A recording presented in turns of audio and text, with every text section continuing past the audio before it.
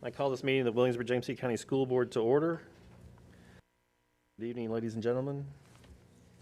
Great to see you tonight. It's been a while since spring break. Can I get a motion for certification of closed session? Mr. Chair, I certify that to the best of each member's knowledge, the Williamsburg-James City County School Board will in closed session discuss only public business matters lawfully exempted from open meeting requirements as stated in Virginia law, and that are only such public matters as were identified in the motion convening the closed meeting were heard, discussed, or considered. Thank you, Mrs. Owenby. Is there a second? Second. Thank you, Mr. Dowell. Any discussion? Ms. Aller? Ms. Ownby? Aye. Mrs. Young? Aye. Dr. Beers? Aye. Ms. Cook? Aye. Mr. Dowell? Aye. Ms. Hummel? Aye. Mr. Kelly? Aye, thank you. 3.01, Ms. Aller, can you take the roll, please? Yes. Dr. Beers? Here. Ms. Cook? Here. Mr. Dowell? Here. Ms. Hummel? Here. Ms. Ownby? Here. Mrs. Young? Here. Mr. Kelly? Here, thank you. That takes us to approval of the agenda. Can I get a motion for approval of the agenda as presented? Mr. Chair, I move approval of the agenda as presented. Thank you, Mrs. Cook. Is there a second? Second. Thank you, Mrs. Young. Is there any discussion? Ms. Aller? Ms. Cook? Aye. Mr. Dowell? Aye. Ms. Hummel? Aye. Ms. Ownby? Aye. Mrs. Young? Aye. Dr. Beers? Aye. Mr. Kelly? Aye, thank you. 4.01, Announcements, Superintendent's Report. Dr. Herron? Thank you, Mr. Chair. My report this evening begins with gratitude and much thanks to the Williamsburg Area Association of Realtors. The group donated gift cards totaling approximately $1,600 to support WJCC families who need food, clothing, and other household necessities. The association specifically asked that homeless families in our schools receive these gift cards. Our social work team is developing criteria to identify families who will benefit from WAR's generosity. On behalf of the entire school division, I want to thank the Williamsburg Area Association of Realtors for their compassion, generosity, and continued partnership with WJCC schools. Moving on now, we've got exciting graduation news for the class of 2021. Last week, we shared that commencement exercises will include a formal outdoor ceremony. We are still finalizing the venue. Still, we know that regardless of where the ceremony occurs, it will include a traditional procession of graduates and the awarding of diplomas on stage. Social distancing and other safety mitigation strategies will be in place. WJCC Schools is also partnering with the Colonial Williamsburg Foundation and the City of Williamsburg for a senior parade through Colonial Williamsburg. Students are encouraged to decorate their cars and dress in their caps and gowns for a once-in-a-lifetime drive down Duke of Gloucester Street. This is only the second time in history that a senior parade on Dog Street has taken place. Each school's parade will stream live on the WJCC Schools Facebook page. Congratulations are in order for the Lafayette High School field hockey team. All 14 juniors and seniors on the team made the NFHCA National Academic Squad. That means that each student athlete has a GPA of 3.5 or higher. We are so proud of these young women and their coach, Miss Kelly Engstrom. Way to go, ladies. The celebration of excellence continues tonight with our WJCC Schools Leveled Teachers of the Year. Mr. Kelly and I made surprise visits to classrooms right before spring break to announce our elementary, middle, and high school level teachers of the year. Congratulations to Tommy Williams, reading specialist from Clare Bird Baker. She is our elementary teacher of the year. Social studies teachers, Nicole Loafman at Hornsby is the teacher of the year at the middle school level. The high school teacher of the year is also a social studies teacher. Congratulations to Angel Poole from Jamestown High School. One of these three outstanding educators will be selected to represent the school division as the 2021 WJCC Schools Teacher of the Year. That honour will be announced during a virtual event celebrating the 17 Teachers of the Year from each school. Mr. Chairman, that concludes my report for this evening. Thank you, Dr. Herron. Do you have a date for that virtual event? We do not have a date at this time. Okay, great. And the senior parade, I think we have to change a board meeting? Is that what we're? We are hoping to have the board meeting start a little bit later that evening so that we can all attend the parade as well. Okay. What evening was that? That is on Tuesday, the 15th. 15th. 15th. Look at me testing you like that. Ms. Cook? Thank you, Mr. Chair. Do you want me to report on the liaison? Yes, please. Okay, thank you. So I'd like to report on actually 2 meetings that I attended since our last board meeting. The first is the liaison meeting, where we heard an update on the effort to study pre-K in our community. So there's nothing substantive to report. They were about to let a contract. They went through an RFP process, and so at the next meeting, which is next month, we'll hear more about that and get back to you on that. And we did just talk a little bit. I wanted to just share with you some thoughts that we shared with our the other members of the liaison committee about just the challenges that we have had with regard to the pandemic, and just reiterated to them where WJCC is an outlier in terms of return to learn. The first is that we have a higher percentage of students who want to come in person compared to other school divisions. The second is that we have less educational space than other school divisions our size, fewer buildings.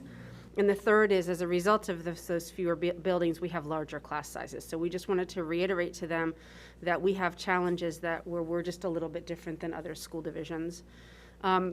We also shared that Dr. Herron and I did at the last PTA council meeting, and the parents were really,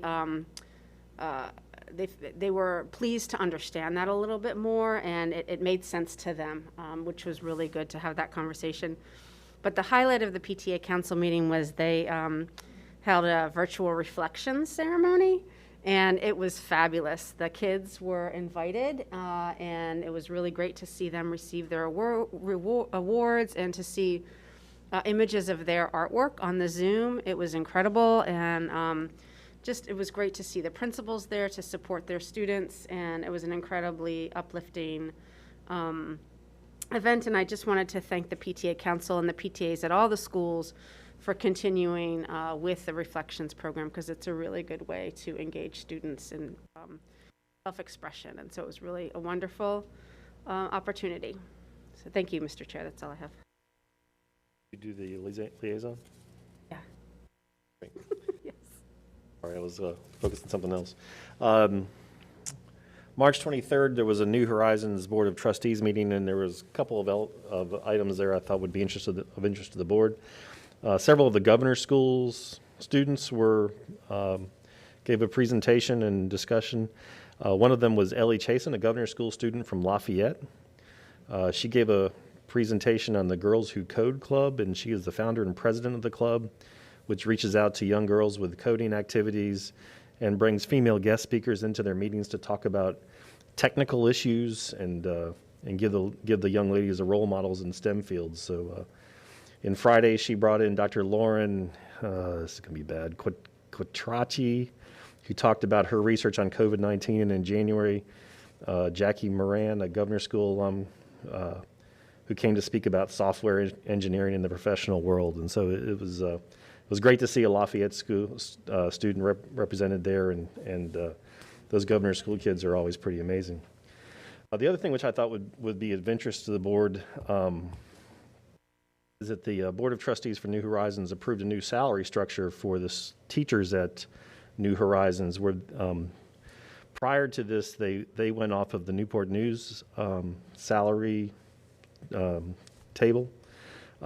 So now, with that as a baseline, now that they are going to, when at each budget, they are going to take the average of the school systems that make up New Horizons and use that as the percentage increase for the New Horizons teachers. So it's going to be interesting to see how that works out in the long term, because I think it would generally go to suppress the New Horizons staff. But so we'll see how that works in the long term.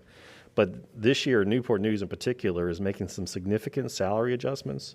Not only are they giving them a pretty good percentage, but they're also working on decompression of their salary structure.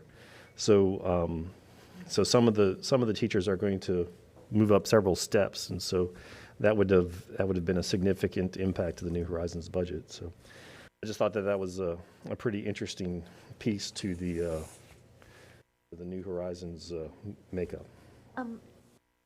Yes, ma'am.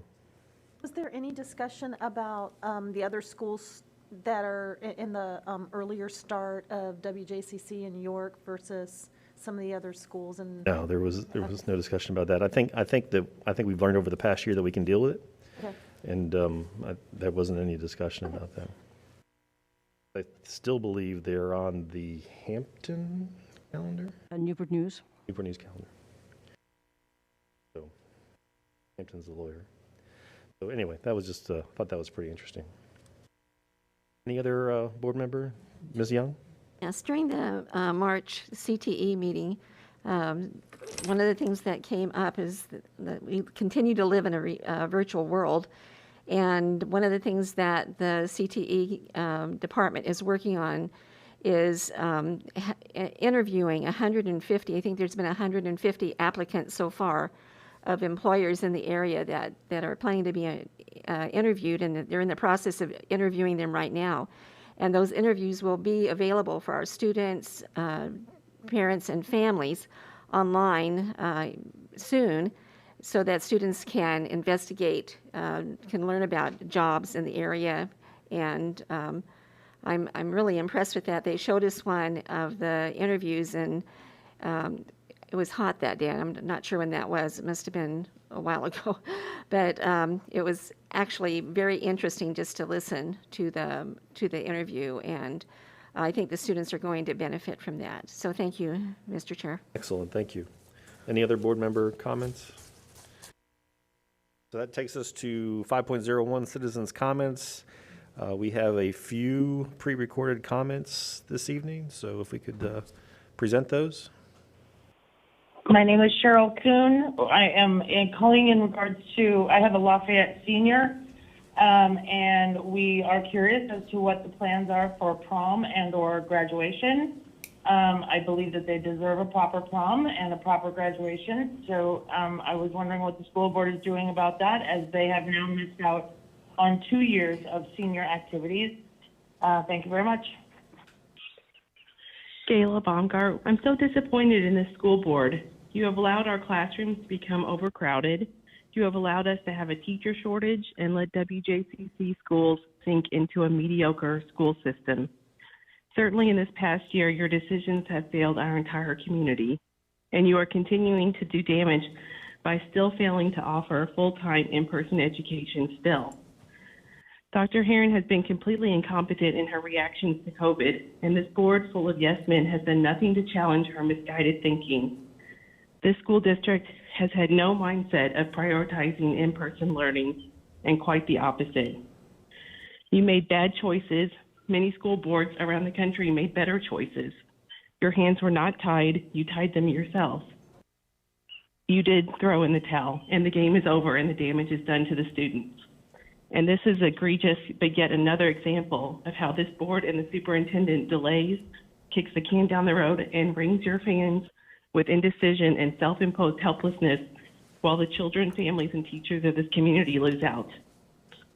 The superintendent and the board need to take responsibility and accountability for your failed leadership and poor choices.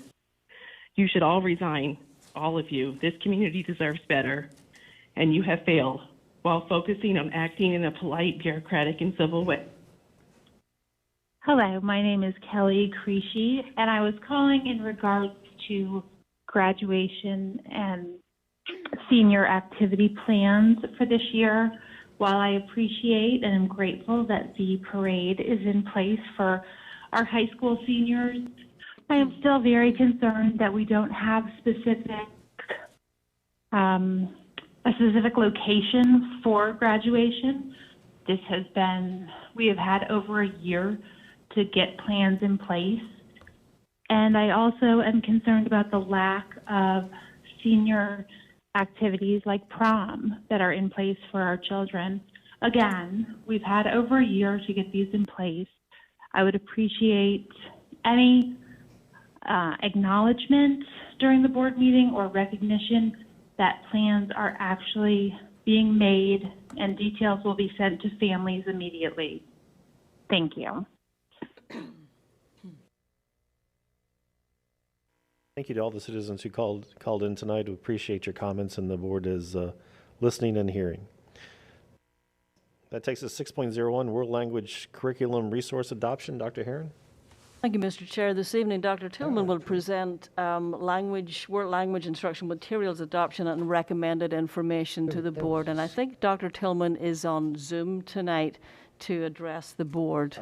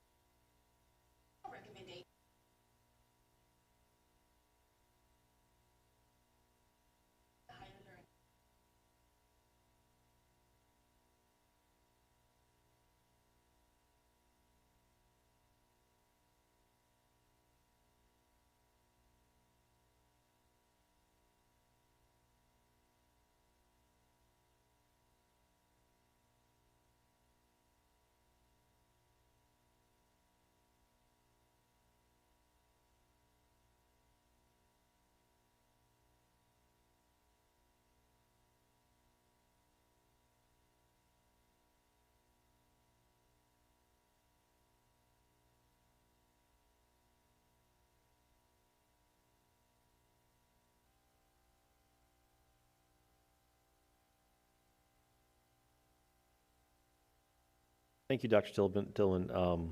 We're hopeful that the public can hear better than we can. We could hear, but it was a bit of a struggle to maintain concentration there. So, but I do appreciate the presentation. Any board members have any questions or comments? Ms. Cook? Thank you, Mr. Kelly. I just have a question about the budget. So it doesn't enumerate the amount allocated to each of the companies, but I just want to make sure that it's all within that budget of $95,000. Is that correct?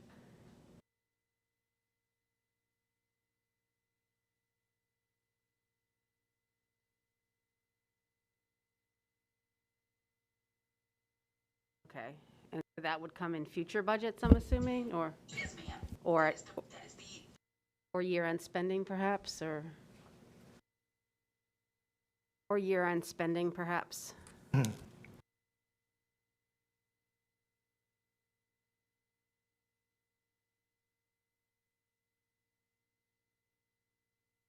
Thank you. Any other comments from board members? Go ahead, Ms. Hummel. I just wanted to say that on the slideshow itself, you were reading out the final recommendations, but the slide did not reflect that. It was never put to the last slide. So if anyone had wanted to like read it, it just, I don't know whether you wanted to. Dr. Tillman, if we could put up your last slide with the recommendations, that would be very helpful just for the board to and the public to very briefly see that. Thank you. Thank you.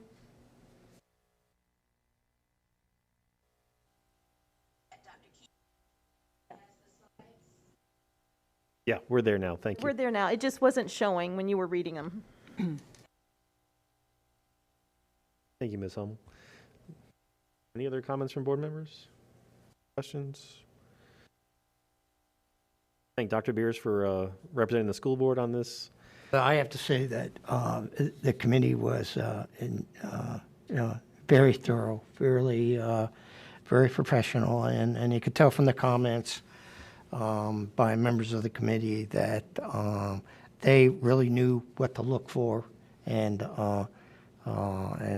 what was appropriate in the kinds of materials they had, especially the supportive technology that came with those programs. So I was very impressed. Excellent. Thank you for your leadership on this committee, Dr. Beers. Any other comments from board members? So we'll put this on the agenda for approval at the next meeting. Okay, so that takes us to 6.02, Special Education Annual Plan 2021-2022, and the Title 6B Flow-Through Funds. Dr. Herron? Thank you, Mr. Chair. This evening, Dr. Burrow will be presenting the annual special education plan and taking the board through the information. Thank you, Dr. Burrow, for being here this evening. Thank you. Greetings, Chairman Kelly, members of the board, Dr. Herron. It's always a pleasure to come before you each year to review the proposed local special education annual plan. You should have a draft copy of the local special education annual plan Part B flow-through application and report from the Virginia Department of Education. And this presentation will provide a brief overview of the provisions contained within.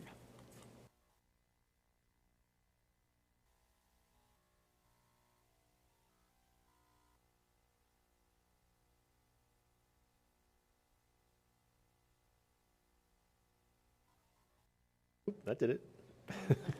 That was the fastest presentation we've had in a Hey, long moving on, time, but 6.03. seems to be the night of technology tonight, but we'll get there. We'll go back to maybe by hand might be a good plan for this evening. Okay.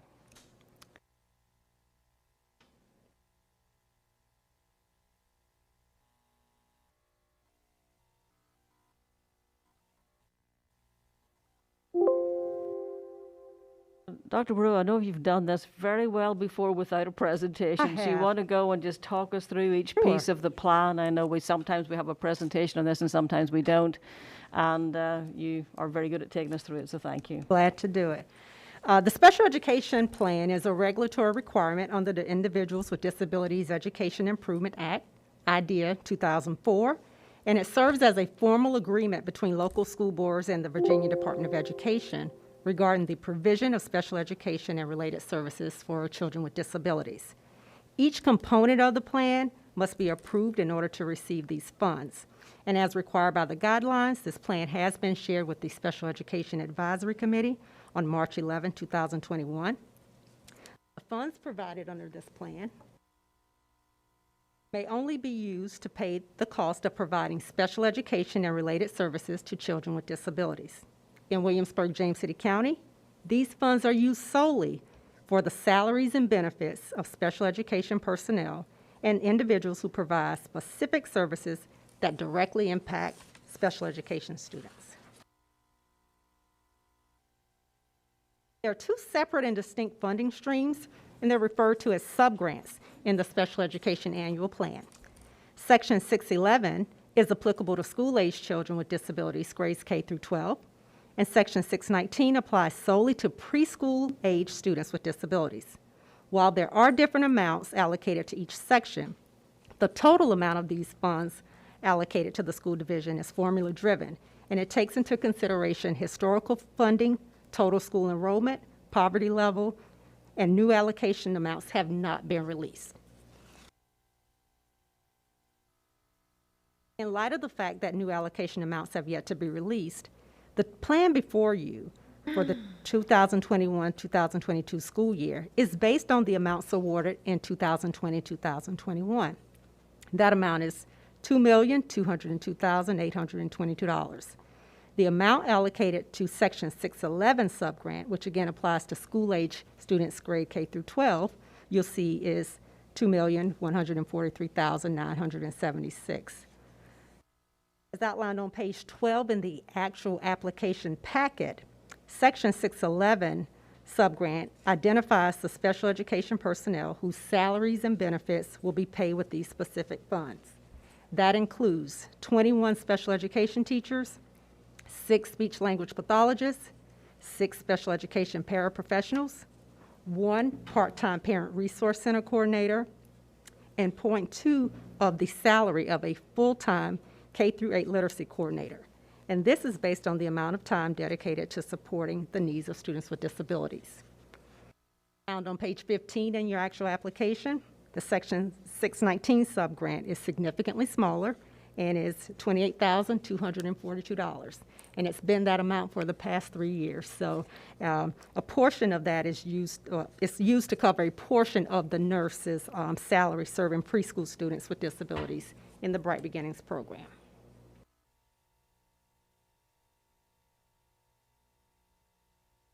As you've seen from your review of the application, there are various required components.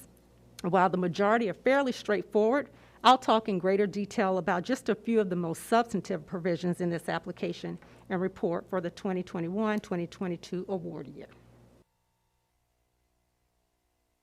You'll notice in page 8 of the application is the report on implementation for the 2019-20 annual plan. you'll see it is noted that all federal monies allotted in the 2019-2020 annual plan were used solely for the salaries and benefits of special education personnel.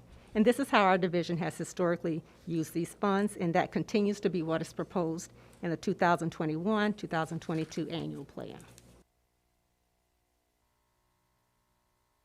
Next noteworthy provision is called maintenance of effort, and you'll see this in the application on page 9. Federal regulations require that all school divisions in Virginia meet what's called a maintenance of effort or MOE obligation. This regulation requires school divisions to spend at least the same amount from at least one of the following sources, and those sources are indicated here: either local dollars or funds, local plus state dollars, local per capita, or local plus state per capita. And these projected estimates and expenditures that you'll see coming up come from our school division's finance office and based on the 2021-22 preliminary budget.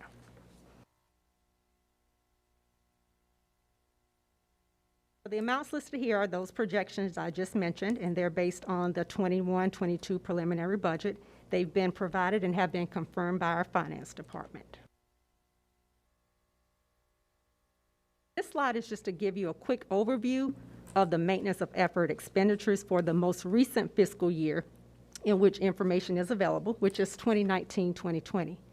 And this comparison is alongside projections for the 2021-22 school year. Actual dollars spent, obviously, for 2020-2021 are not yet available. But this slide simply illustrates that we expect the division will continue to meet the maintenance of effort obligation in all 4 categories by budgeting more for the upcoming fiscal year. And so that is the obligation or the expectation to be eligible for grant funds. The next provision is called proportionate set-aside.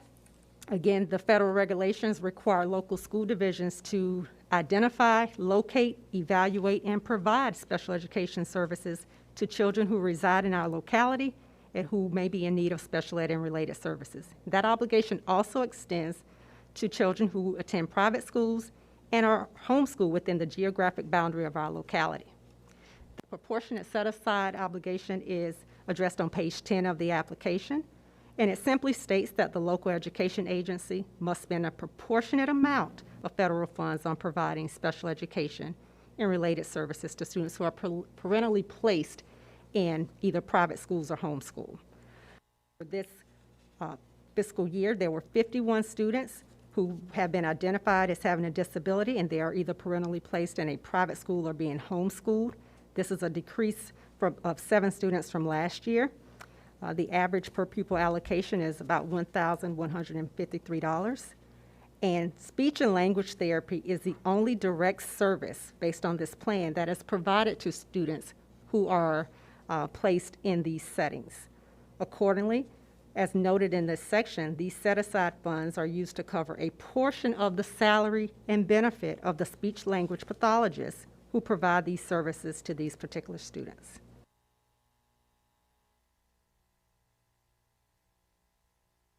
Following your approval, this application will be submitted to the Virginia Department of Education by the due date of May 14, 2021. We expect to receive preliminary award amounts by July 2021, and the final award amounts are typically released in October. Once approved, this plan takes effect July 1, 2021, and runs 27 months. All allocated funds, which are dispersed twice a year in July and October, must be spent by September 30th, 2023. I'm happy to answer any questions that you might have at this time. Thank you very much, Dr. Burrow. Are any questions or comments from board members? Ms. Owenby? Thank you, Mr. Chair. Thanks, Dr. Burrow, for your presentation. I just had a couple questions for clarification. So I was just curious with the proportionate set-aside with the small decrease, do you think that's because of COVID? We were providing speech and language services to students who are privately placed. Less students this year. Like, do we know why we were serving less students? I'd be reluctant to say it was COVID related, but I'm certainly not confident that parents did just simply not elect to homeschool students or place them in private schools where in-person instruction was provided on a more frequent basis. We do have instances where that was the case, but I'm not sure that all 7 of the decrease of 7 students is attributable to that. We might see that uptick again, though. Yes, I do expect that. And so then I'm just curious, so this federal funding goes to provide salaries for 21 special education teachers. How many special ed teachers do we have across the division? We have 100. There are 100 and I want to say 19.5 special education teachers in WJCC schools, and they're funded locally. So the 22 that are funded out of these grant funds, the rest are covered through local funds. And likewise, like the number of assistants that are paid for with local dollars as well as the related services, what is that number? Because it's such a small number that's covered. Yes, ma'am. Special education teachers for the teacher assistants rather, for the 2020-2021 school year, 114.5. And related services? SLPs, I think we have 17 to 20. I don't have the approximate number in front of me, but only 6 are covered through the annual plan, the grant funds. So everything else is funded locally. So the funding of our special ed by the federal government represents less than 1%? It is very minute. And so thank you to our local funding partners for Absolutely. covering that. Thank you, Dr. Burrow. No problem. Any other questions from board members? Ms. Cook? Thank you, Mr. Chair. I just, I noted in your presentation that this plan was presented to SEAC, and I was just curious, I don't know if this question is for you, Dr. Burrow, or you, Ms. Ownby. Was there any feedback from SEAC? Just, if there was, I think the board should be aware of it. There was no particular feedback. They were thankful to have the presentation. Any other questions or comments from board members? Thank you, Dr. Burrow. It's always a pleasure to have you present this. You do such a great job and explain it so well. I really appreciate your work in that. Thank you, In Mr. doing Kelly. that. So thank you very much. And we will put this on our agenda for the next meeting for approval. 6.03 Carl D. Perkins Grant. Dr. Herron? Thank you, Mr. Chair. This evening, Ms. Walter will present the local plan and budget for the Career and Technical Education, or the Carl Perkins Grant, to the board with associated data. Thanks for being here this evening, Ms. Walter.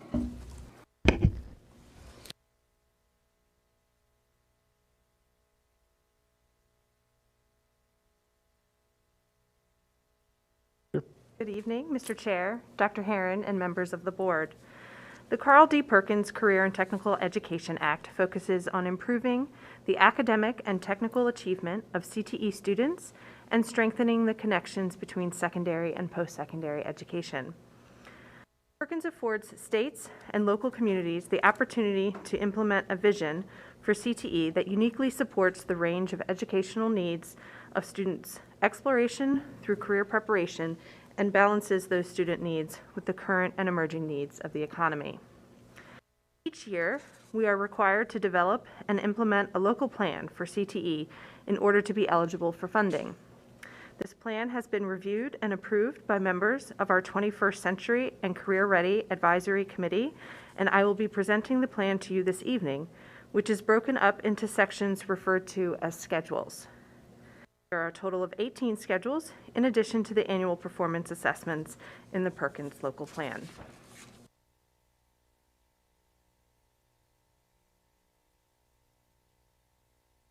I'm sorry. This needs to go back one.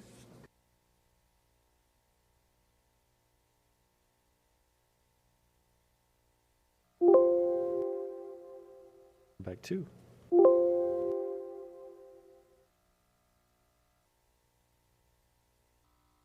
There we go.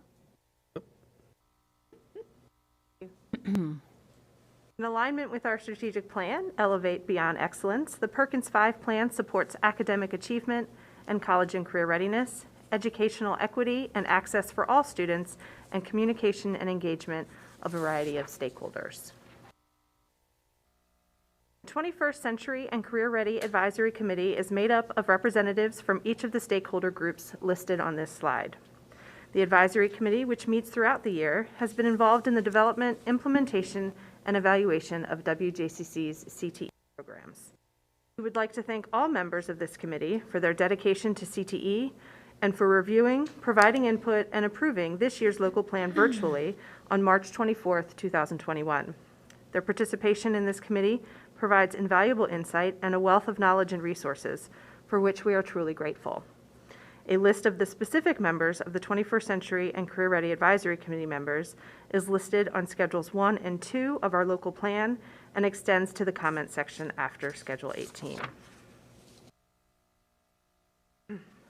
Part of the Perkins 5 plan includes an examination of WJCC performance on identified standards in comparison with the Virginia agreed-upon performance levels.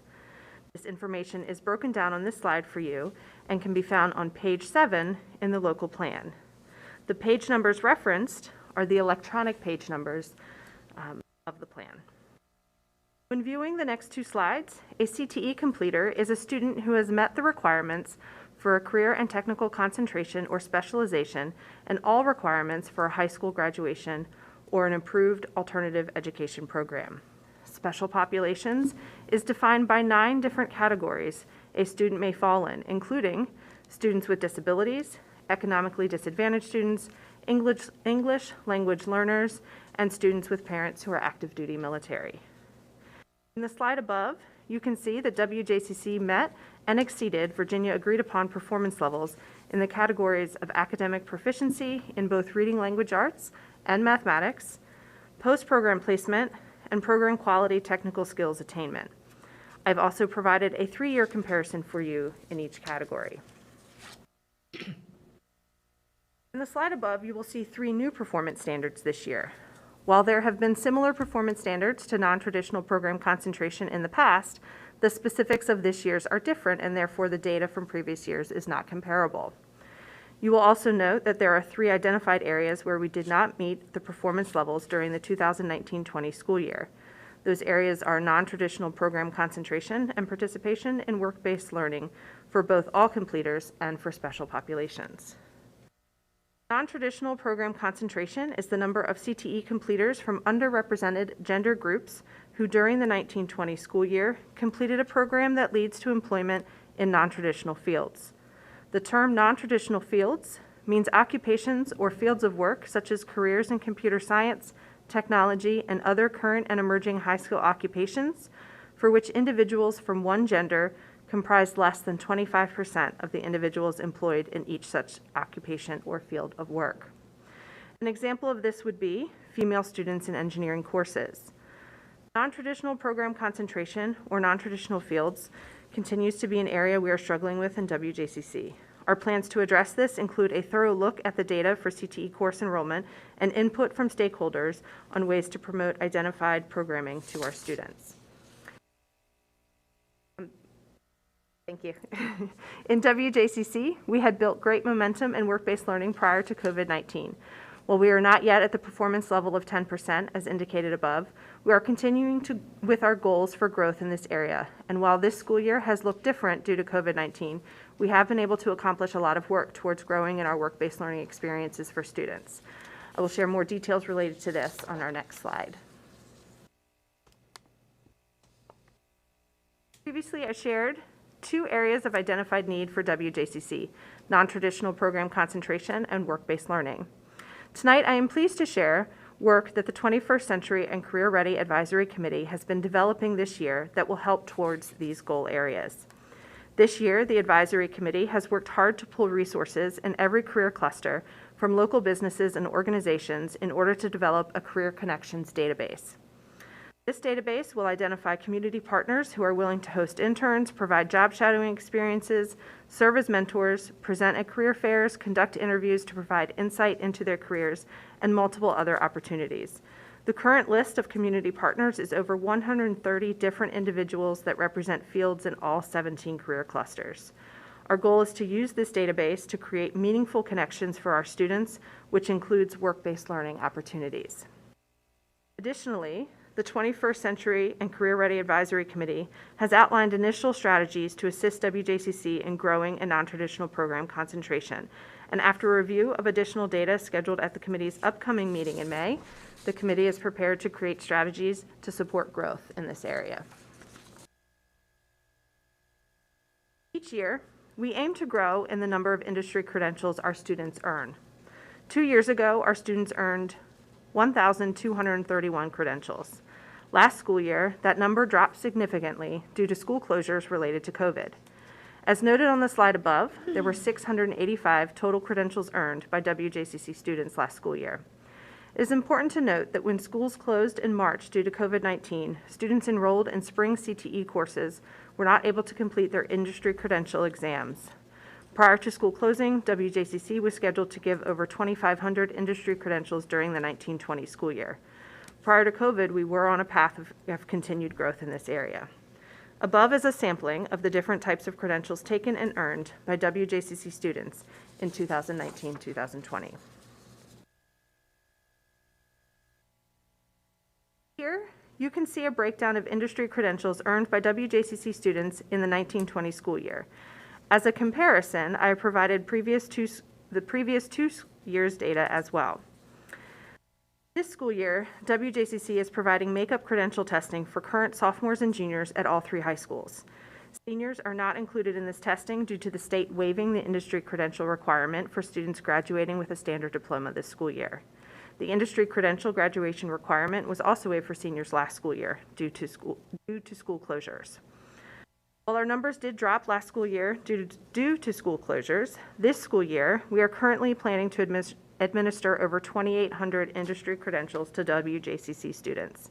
This is important to note because even though we saw our numbers significantly drop last school year due to COVID-19, we are still moving in a positive direction with industry credentials. Additionally, each year we are required to submit a career pathways plan of study aligning specific academic and technical coursework at the secondary and post-secondary level with an identified career cluster and career pathway that meets the needs of industries in the state, region, or local area. This is reflected in Schedule 3 on page 11 of the local plan. For 2021-2022, WJCC submitted a plan of study representing the Agriculture, Food, and Natural Resources Career Cluster and the Animal Systems Career Pathway. This plan of study offers a pathway that highlights WJCC's expansion of CTE coursework into agriculture education with the implementation of Vet Science 1 in the 2021-2022 school year. Schedules 5 through 10, found on pages 17 to 28, refer to our Perkins-supported program areas and allow us to identify activities we use to improve academic and technical skills of students in Schedule 5, provide students with work-based learning opportunities in Schedule 6, develop, improve, or expand the use of technology in Schedule 7, provide professional development to teachers, counselors, or administrators associated with the CTE program in Schedule 8, use performance standards to continue to improve the performance of these CTE programs in Schedule 9, and improve, expand, or modernize each particular program area in Schedule 10. This is a review of the entitlement of funds over the past several years. You can see that this year's Perkins application is based on the amount of funding we received last year. Once the state determines WJCC's actual allocation, we will submit a grant amendment that aligns with the new funding amount. The state receives their allocation of federal funds and then applies a funding formula that determines what each locality will receive. This formula is based on the number of students who reside in the school division and also takes into account the number of students aged 5 through 17 who are from families below the poverty level for the preceding fiscal year. Schedules 16 through 18, found on pages 35 to 43, are the areas in which we develop the budget for WJCC's Perkins allocation. The percentages indicated above are the breakdown of usage of the entitlement of funds shared on the previous slide. As noted in the slide, we have budgeted 43.7% to go to capital outlay and equipment. These funds are used to refresh labs, provide hardware and software, such as 3D printers, Spiro robots, and Vex robotic kits for all CTE programs. 31.5% is budgeted to purchased services or services acquired from an outside source. These include professional development, student activities for our special population students, and New Horizon Regional Technical Center. 21.6% has been budgeted for indirect costs and other charges, such as conference registration fees, travel and lodging, professional organization memberships. And finally, 3.2% is budgeted for personal services, which is used for administrative support for CTE credentialing. This concludes our formal presentation of the Carl D. Perkins local plan. I am happy to answer any questions you may. Thank you, Ms. Waller. Is there any questions from board members? Ms. Hummel? Thank you for this. Yes, absolutely. It's almost like reading a text. It's as exciting as the text. And every year I look forward to it. On slide 7, where you have the industry credentials, the 685, how many of those 685 were for the financial literacy certificate or credential? So that would be the WISE. I don't have the exact number of WISE in front of me now, but I can get that to you.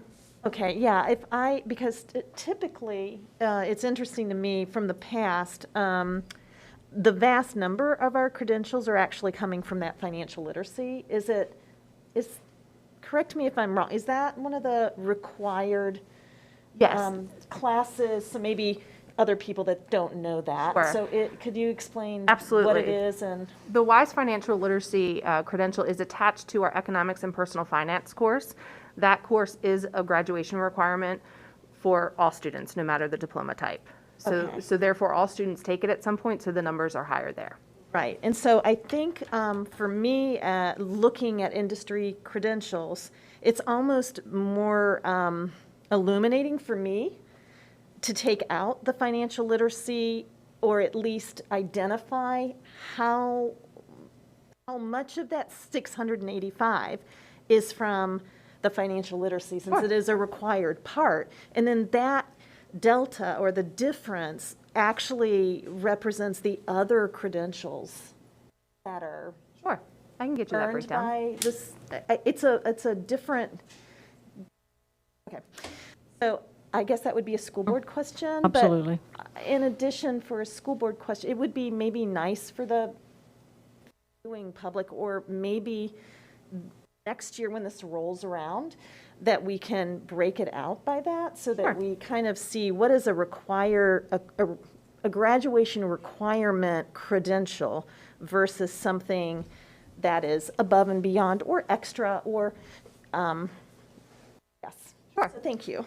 And then from the slide before, when you're talking about non-traditional program concentration strategies, I remember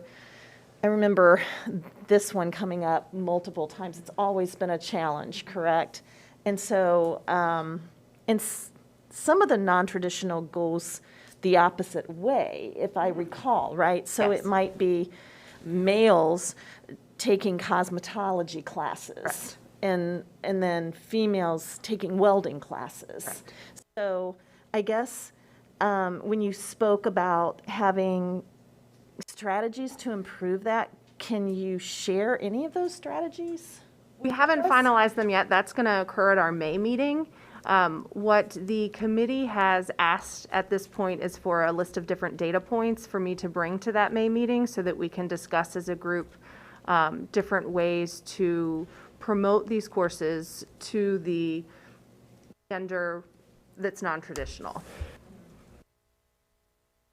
Thanks. And then I guess just moving forward next year, maybe if we can do something with the financial literacy in this presentation. So it's not just having to be a school board question. Thank you. Ms. Owenby? Thank you, Mr. Chair. Thanks again for the presentation. Just a couple of questions. I know every year there's a focus on the specific career cluster. How is it determined what cluster will be focused on in the plan of study? How is that selected? So we focused on the agriculture focus this year because of the new vet science courses. Last year, we focused on health science because we were implementing new health science programs this year. So we really do look at any updates or changes that we're making and then build our plan of study based on that. Okay. Thank you. And then just wanted to comment on, it sounds like you've done a great job with making those community connections with the various employers and partners. And so over 100 sound like a big number. What has the increase been? Like, what was the connections, the number that we had partners with like last year? I don't have an exact number from last year. It was significantly smaller. Our committee has done a phenomenal job this year of really reaching out to their business partners as well. And we have a lot of new people on the committee this year, so we're able to reach new connections. I can see if we have the data from how many we had prior to this, and I can follow up with you on that. Thank you. I'm just curious. Thanks so much for all your hard work. Mr. Dow. Thank you, Mr. Chair. Thank you for the report. 2,100, I think I understood that correctly, 2,100 credentialed this year? We are on track. On track. For as far as what we have ordered to have. Let me double check, but I believe it's over 20. Yep. This year, we're currently planning to administer over 2,800. 2,800. Wow, that's excellent. The ones that fell through the cracks last year, were we able to do anything to reconnect with them to get them back on track so that they were able to earn those credentials? Yes, so we're actually doing that throughout this month of April at all 3 high schools. Our CTE teachers are working with students who weren't able to take their credentialing exam in the spring, and to provide remediation and the exam and their industry credentials this month.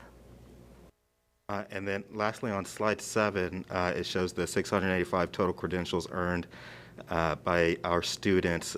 I'm curious, this isn't, I guess, all-encompassing of CTE opportunities, this long list of credentials earned, or is it? I guess I should ask that question. There are others that students could potentially earn that aren't reflected here, that they just weren't earned last year. And a lot of that was due to closures. Okay. And it's not due to lack of interest or Correct. industry Correct. moving a different direction? Okay. Okay, thank you. Yes, absolutely. Ms. Cook? Thank you, Mr. Chair. I'd just like to follow up on what Ms. Hummel said. I too would like to see those required credentials pulled out. And then also, at some point, right now before this year, our enrollment was fairly steady. This year it dropped more in the elementary school, but if we're showing raw numbers here, if there's an increase in enrollment, it's going to look like an artificial increase in credentials. If there's a decrease in enrollment, it's going to look like an artificial decrease. So it's always helpful, I think, to look at raw numbers, but also maybe percentages in some way, because then that'll get you a sense of really if we're engaging a higher percentage of the student body in this work. Does that make sense? Yes, so I think both pulling out the requirement, because that's not necessarily an accurate reflection of interest in CTE, because everyone has to do it, and then a percentage. So I just, just for your consideration, but if we're going to start to trend this to really get a sense of upward, forward motion, I think it's going to have to, in some way, shape, or form, be a percentage of the whole, if that makes any sense. Any other comments or questions from board members? I do have another question. I'm sorry, this is more about Project Lead the Way. Okay. If someone could just explain, like at some point, Project Lead the Way was out of War Hill, right? And like where is Project Lead the Way now? Is it at New Horizons? Or? Project Lead the Way, our course is available to our students in all 3 of our high schools. Okay. Okay. So they sign up for it, and then they can get a Project Lead the Way Introduction to Engineering Design credential. Yes. Awesome. Okay. Thanks. And then along with it pulling out, it would just be interesting to me to know, like, put in parentheses, like how, if you have it, if it's not difficult, how many credentials were earned in each of these areas. If it's not too difficult, like if you're, it would just be interesting, I think, for all of us to say, oh, wow, there's a lot of interest in engineering design, or not one person has done cosmetology licensure, and maybe it would just be interesting. I don't know. Okay, I have that. If it's not too much trouble. We have that data. Okay, thanks. Any other questions or comments? Dr. Beers? Yeah, I just wanted to point out, I was looking at the application, and I noticed, I forgot what page, this is page 53 or 54, which is participation in regional technical education centers. And what I realize is the overwhelming majority of students who are getting these licensures, certifications, are getting it here in our high schools. Yes. And I think that's really important because I know that there's continues to be talk about having more, trying to get more of our students to go down to New Horizons. But we offer so many of those programs up here in our own high schools. So the credentials that our students earn at New Horizons are different than what we earn here. For example, pointing you back to the slide, I don't know if we can pull it up on the screen or not for everyone to see. But the ASE series are... Slide 7. Oh, sorry. Thank you. The ASE series, heating and air conditioning, engine performance, those are automotive credentials that our students are earning to go directly into the workforce. Those are all only at New Horizons. But yes, a large majority we offer here in our high schools, in our own high schools. And that they're prepared to go into the workforce as a result of it. Yeah, I just wanted to point that out. Oh, thank you. That at our own high schools really serve an awful lot of students that are. Thank you. Thank you, Dr. Beers. Is any other comments from board members? Mrs. Hummel stole most of my questions, but it's good to see the bounce back for the industry credentials, and that one takeoff from what Mr. Dowell said, the remediation credentials, those are for our current students, not for seniors who may have graduated. Correct. So the state in their waivers that they provided for students did waive the credential requirement last school year and this school year for students. So we are not pulling students back to test them. Right. The unfortunate part is that those students are now been in the workforce for about a year, and they don't have those credentials. At least they didn't have them coming out of high school, so that's kind of unfortunate. But I will say that not just industry credentials, but even things like SATs. Given what was going on, many organizations and are working with students who were seniors during. Right. Well, the SATs is a whole other egg we don't want to crack. But colleges were looking at that as well. So yeah, exactly. Example of a test. I appreciate the presentation, and I appreciate the depth and the understanding of where we are with industry credentials. One thing that from both this presentation and from Dr. Burrow's earlier presentation is how little money we actually get from all these compared to the need that we have and the money that the school system actually spends on that, and that's unfortunate. But I do appreciate all the good work that you're doing in this, and so I thank you very much. Absolutely, thank you. Okay, moving on to temporary purchasing authority for trailer purchases over 100,000. Dr. Herron? Thank you, Mr. Chair. Ms. Ewing, Chief Financial Officer, is going to present this item this evening. Thank you, Ms. Ewing. Thank you, Dr. Herron. Good evening, Mr. Chair, members of the board, and Dr. Herron. Policy DJ requires purchases over $100,000 to be approved by the school board prior to the purchase being made. This request for your consideration this evening is to grant temporary authority to the superintendent to approve purchases over $100,000 specifically related to trailer installation costs through August 31st, 2021. This will allow for more efficient ordering processes to meet the condensed timeline to have trailers in place for the fall. I'd be happy to answer any questions that you may have. Any questions from board members? Ms. Owenby? So Will we have trailers at every elementary school except for Matoka? I believe so. And some elementary schools will have 2, Stonehouse will have more than one. and Yeah. Matthew Willig currently has 2. It is 2 as well. Yes, ma'am. And we will also have, or we currently have trailers at Jamestown? Oh, yes, we have one. 1 trailer, 2 classrooms. And do we have trailers at any other secondary school? Not that I'm aware of. Thank you. Any other questions from board members? So the one question I have, and I guess it's more of discussion, is that there's a lot of numbers over 100,000. It seems like that we should, that we put the $100,000 limit, has to go to the school board. Should we just increase that for trailer purchases versus blank checking? You know what I'm saying? So I mean, there's $1 million is over 100,000. But I don't think that's the fiduciary responsibility of the school board to open that far.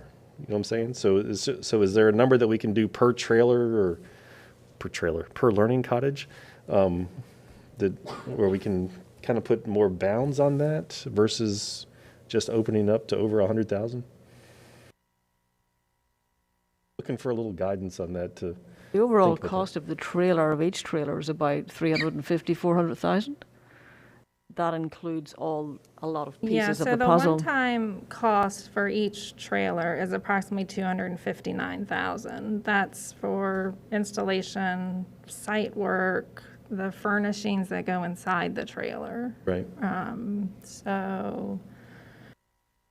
But the purchase of the trailer, which is what we're doing here, is, so all the site work would be on a separate contract, all of that. So just the purchase of the trailer. So we're mainly talking about like the furnishings and being able to get that done, and the site work. The actual leasing of the trailers wouldn't happen until they come in later in the summer or the fall. Right. Okay. So I'm just wondering if we should put some sort of feeling on that versus Cook with a scrunched up forehead looking at me. I mean, so would that be that seems to add, so I feel like the governor here, or the limitation, is trailer related. Like that qualifying phrase, I think satisfies me, because we don't, if it's site work or furnishing or the trailer itself, it just seems like, how would you, I don't know that you could make a motion that would cover all of those bases. So it just seems like. I mean, I'm just asking for conversation point. I mean, so right now we're saying for over 100,000, which there's a lot of numbers there, and so I was just wondering if we should put more limitation to that. Not that I'm worried about anything or don't trust. It's just, is there some bound that you can put on that? Because right now we're saying anything over 100,000 where there is no bound, and not that we're necessarily worried. I granted that you're bound by trailer purchases. Trailer related purchases. And Yeah. that's not clear in here, by the way. What's that? It's trailer purchases. It doesn't say trailer related purchases. Does it? I'm looking. No, at it says trailer temporary- purchases, and we're leasing the trailers, so we're not really purchasing the trailers. No, it says trailer related in the topic. Okay, the subject says temporary purchasing authority for trailer purchases over 100,000. So mine says I the reading it superintendent's wrong? recommendation says the superintendent recommends that she be given temporary authority for trailer-related purchases over 100,000. Yeah, and the Where am I looking? topic says trailer related as well.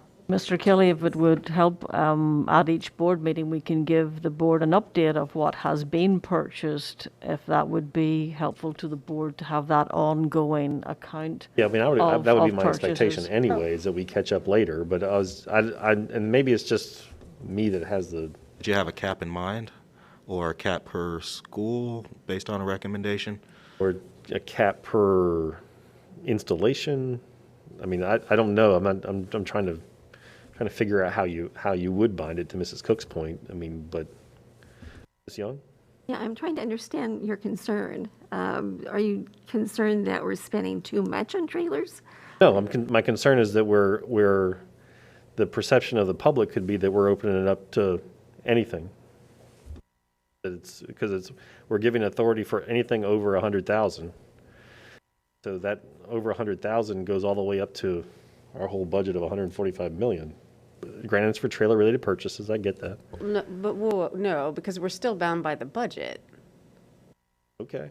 So, I mean, so this doesn't include related transfers, it doesn't include, so this is going to be grant dollars that are paying, well, 2 are in the budget, right? And then There's a mix of funding sources for Right. the various trailers, and the timing of the purchases is the only real reason for this. So it doesn't delay work between board meetings because of the timeline involved. Right. so we're bound by grants and by our budget, we're bound by a time frame of August 31st, and we're bound by trailer-related. I guess I deal with too many audits in my life that we're not really. Okay. I'll be angry if there's any gold-plated chandeliers. Would you be okay with fountains? Huh? You're okay with fountains? I'm okay with fountains, chocolate fountains. Water bottle filling stations. So maybe it's just me. It would just seem that. I see your point totally, but I think what Mrs. Cook is saying about all the other constraints on what done. Yeah, I mean, I'm not. It's my concern for the August 31st. Right. I'm not concerned that we're going to spend lavishly. It's just that. Mr. Kelly, we could give a total price for all of the trailers together as the maximum amount of spending, if that would help. Well, I guess, I mean, that's. Exceed, so you want not to exceed, over 100,000, not to exceed. Something. That's not that I want, it's just that I totally appreciate it. if there's no, I mean, I don't want to make it overly complicated either. If we're all okay with the language as it is, then we're all okay with the language as it is. I'm okay with it, yeah. I like that it's got a date cap on it. I like that we're going to be hearing from our superintendent regularly on these expenses. Okay. I hear where you're coming from, but yeah, I'm okay with it. I appreciate the question. I mean, in fact, in the rationale, the listing of the schools gives me a little bit of pause because, it's, as we move forward, it could be a dynamic situation. Like Ms. Ownby says, we've already suggested that one is not needed at Matoka, yet that's listed here. So for this short time frame bound by the budget, I would rather give Dr. Herron and her team maximum flexibility to get what they need in place in time to start school 5 days a week for our kids that are coming than to try to, for very good reason, try to restrict that. I just feel like there's enough governors on that already. And there's going to be a reporting process that's very transparent. Okay. I just would like to echo, I agree with Ms. Cook's comments and other board members' comments, but for me, since Ms. Ewing outlined the typical cost, so that dollar amount is, I'm aware what it typically costs, and so I don't anticipate that it would be millions of dollars per trailer based on what the typical costs are. I don't anticipate it would be either. It's just from an auditing perspective that you'd want to put some cap on that versus a basement, but. Because it says temporary, I'm okay with that. And then just my final thought is just, I go back to 2 or 3 years ago, and I am adamantly opposed, for safety reasons, I'm adamantly opposed to having a lot of trailers at our school. It's been my concern for safety reasons is being trumped by the desire to go back 5 days a week next year with the health concerns.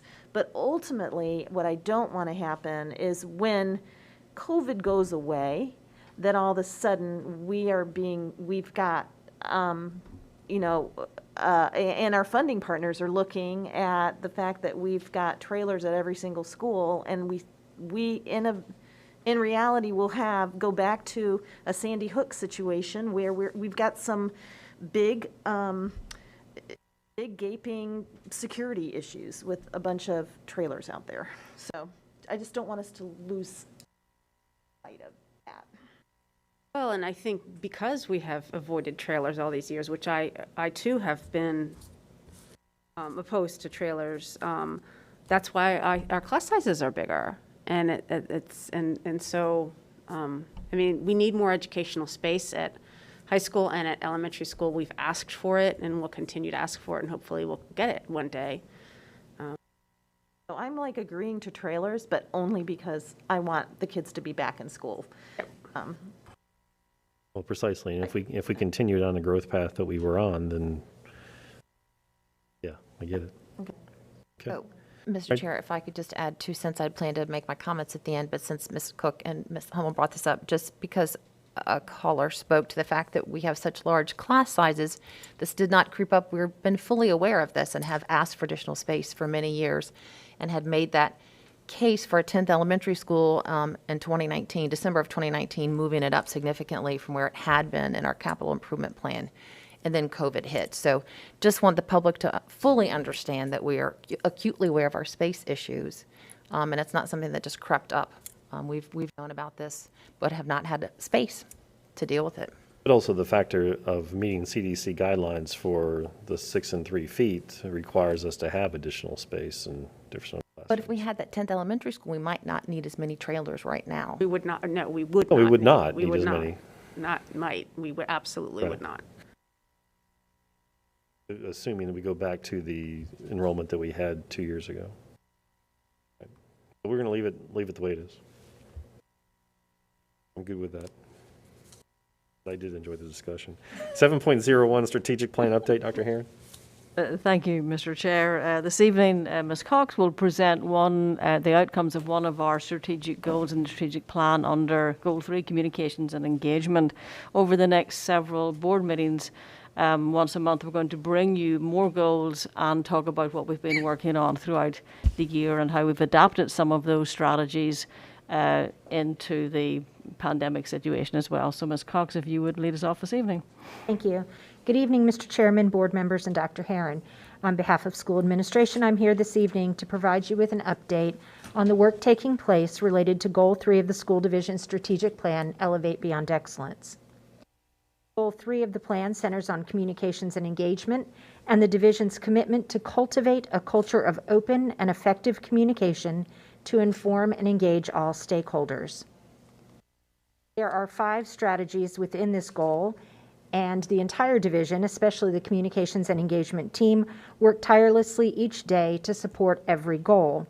However, there are 3 areas that naturally rose above the others during the pandemic. This year, we focused our attention on expanding tools and resources to engage all families and students, but particularly our diverse families, students, and staff populations who speak Spanish in their homes and are English language learners. Next, we worked to strengthen partnerships and volunteer programs in unique and innovative ways. As you might imagine, this has been a bit of a challenge when guests, volunteers, and partners are not able to be in our buildings. And finally, we looked at how we could target some of our support programming to more fully engage parents and families virtually. So what did we do? Well, to engage our diverse populations, we began by assessing the resources available to families where English is not the primary language spoken at home. This year, we launched the use of the Remind mobile app, which allows teachers, principals, and coaches to create class and team lists to securely have two-way communication with students and parents. Every teacher, parent, coach, and principal is assigned a code, and so messages are sent using this code rather than personal cell phone numbers. Since the school year began and we launched the Remind app in September, 74% of WJCC teachers are using the Remind app monthly. On average, 613,356 messages are being sent each month, and approximately 10,000 families and just under 6,000 students have received announcements and messages. This is particularly helpful for Spanish-speaking families because a teacher can create a message in English and they just hit the globe there and it automatically translates the message and families will receive it in their native language. Likewise, a parent who may speak Spanish can reply in Spanish hit the button as they send, and it's translated back to English. Their response is translated to English for the teacher to receive it.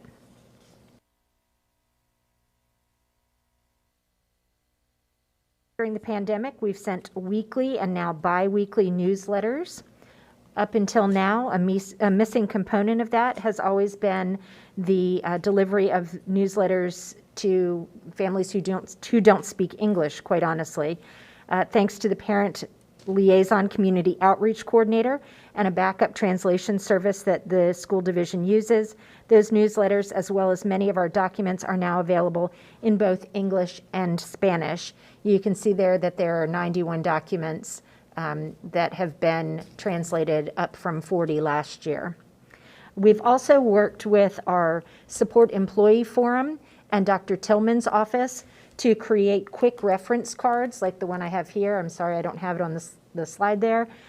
These are by job category for the support employees. So for example, this is a bus driver, a cafeteria worker, an IT specialist, and it has common phrases that they might use in their work when interacting with an ELS student. And so those are all here as a quick reference. This was suggested by members of Dr. Herron's Support Employee Forum, and the communication team collaborated with Dr. Tillman's office to make sure that we had these available. We're also printing a copy for all of you, and we'll be giving those to you very soon. In addition to that, the teacher forum members have also asked for cards that they might use in a classroom in their different roles working with students, and we're developing those cards now as well. More of that information and internal communication growth will be presented as part of the Goal 5 update later this spring. A few moments ago, I mentioned the Parent Liaison Community Outreach Coordinator. This is a full-time position that now is housed within the Communications and Engagement Office. This person supports every school and every office throughout the division. You may recall that this was previously a part-time position, and now as a full-time staff member, George Rivas serves as a primary translator for the division as well as an interpreter for IEP meetings.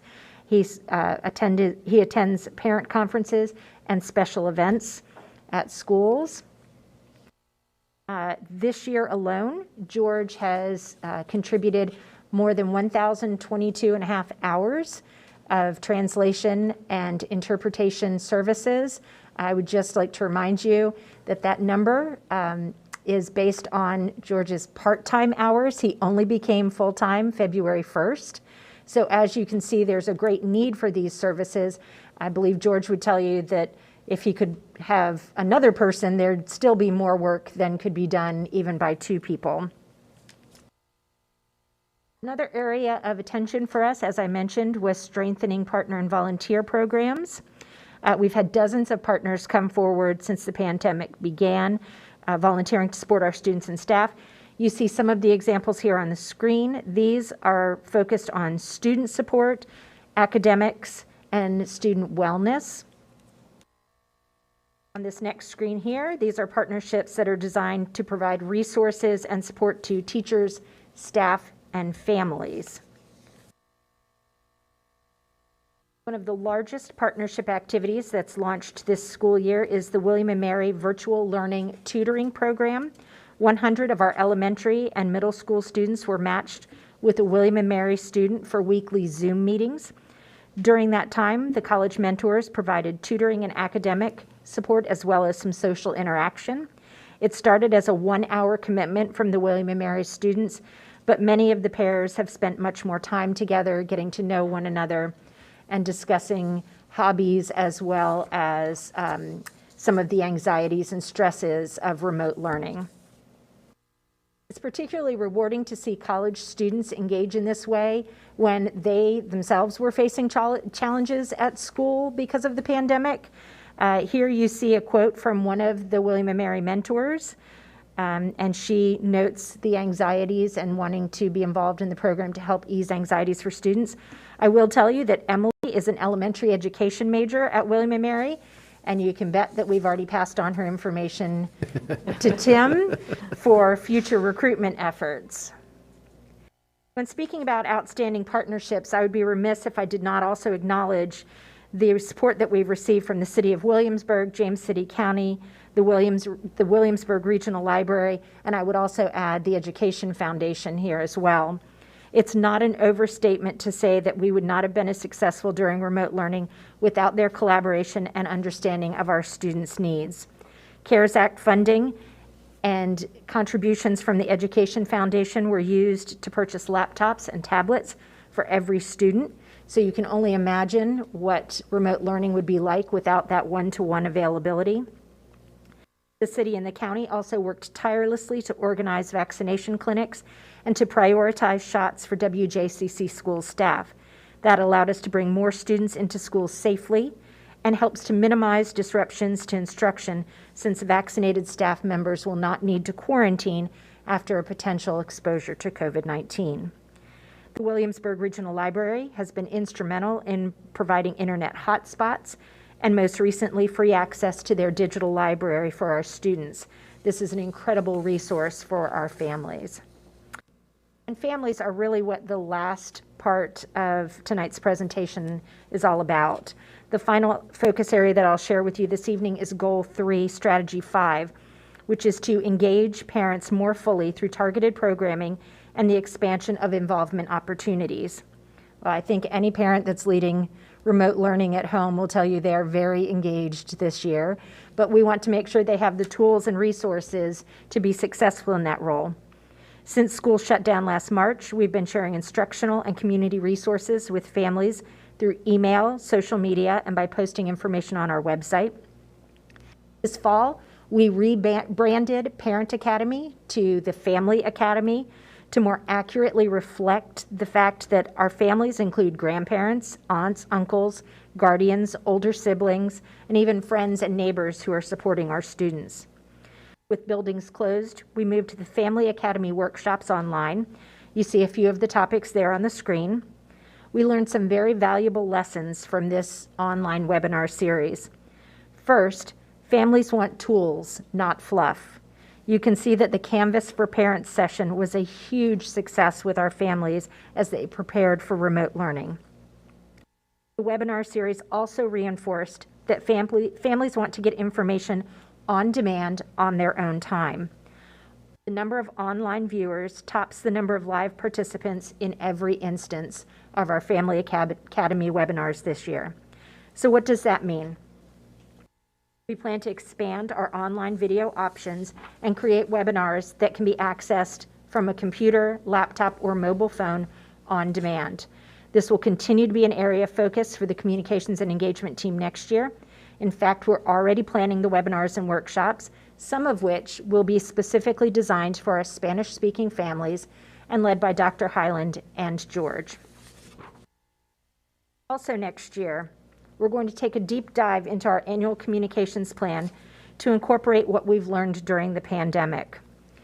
Sometimes these can become a rote review, and we really want to make sure that the things that we've learned about our families and their communication needs is reflected in this plan. We also know that people are eager to put aside some of the challenges of this year and hear the good news stories.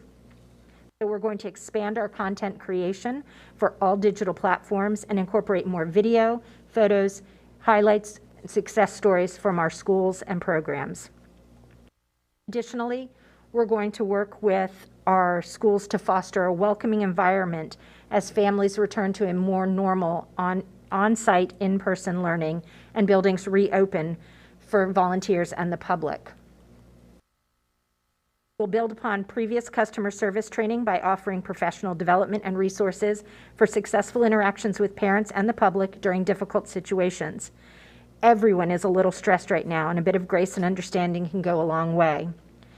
The goal of this professional development is to help staff move from exacerbation to collaboration. While these are identified areas of action for next school year, we certainly will continue to make progress under all 5 strategies of Goal 3. So we look forward to sharing updates with you throughout the summer and next school year as new initiatives and projects are launched. Mr. Chairman, that completes my report for this evening. I'm happy to answer any questions you may have. Thank you, Mrs. Cox. Any comments from board members? Ms. Owenby? Thanks, Ms. Cox, for your presentation. I know I've asked this question before. I think it's so exciting that the translation option that parents and teachers and staff can use. But what is the quality of that translation when you hit the little icon? Is it like Google Translate? So it is better than Google Translate, is what we were told by Remind. It is a algorithm and a set dictionary, so there's not someone there translating every message. So it is not going to be as accurate as having a live translator or interpreter speaking for the division, but it has a vast vocabulary embedded. Thank you. And then just one last thing. I was thinking this, and then you said it, but in terms of like going forward with our budget, it sounds like we might need to consider another position like George, and that the parent resource coordinator sounds like we're using him extensively, and we might need to think about that as we move forward. George and I discussed his hours and how his time is being spent, and he estimates that approximately 40% of his time excuse me, Bless you. is dedicated to IEP meetings and assisting with special education meetings. 20 to 25% of his time is spent working with Dr. Tillman to support the ESL program. And then the rest of his time is activities, translations, and then there's things that come up daily. So for example, if there is a Spanish-speaking student who might be a close contact of someone who's tested positive, and we're making personal calls to families, George is usually part of that. Yes, Ms. Owenby, it is a growing need in many areas of communications, because we know we're going to rise and fall in communications within the school division. And I think we've taken incredible leaps in the last couple of years, and we're moving forward. Ms. Young?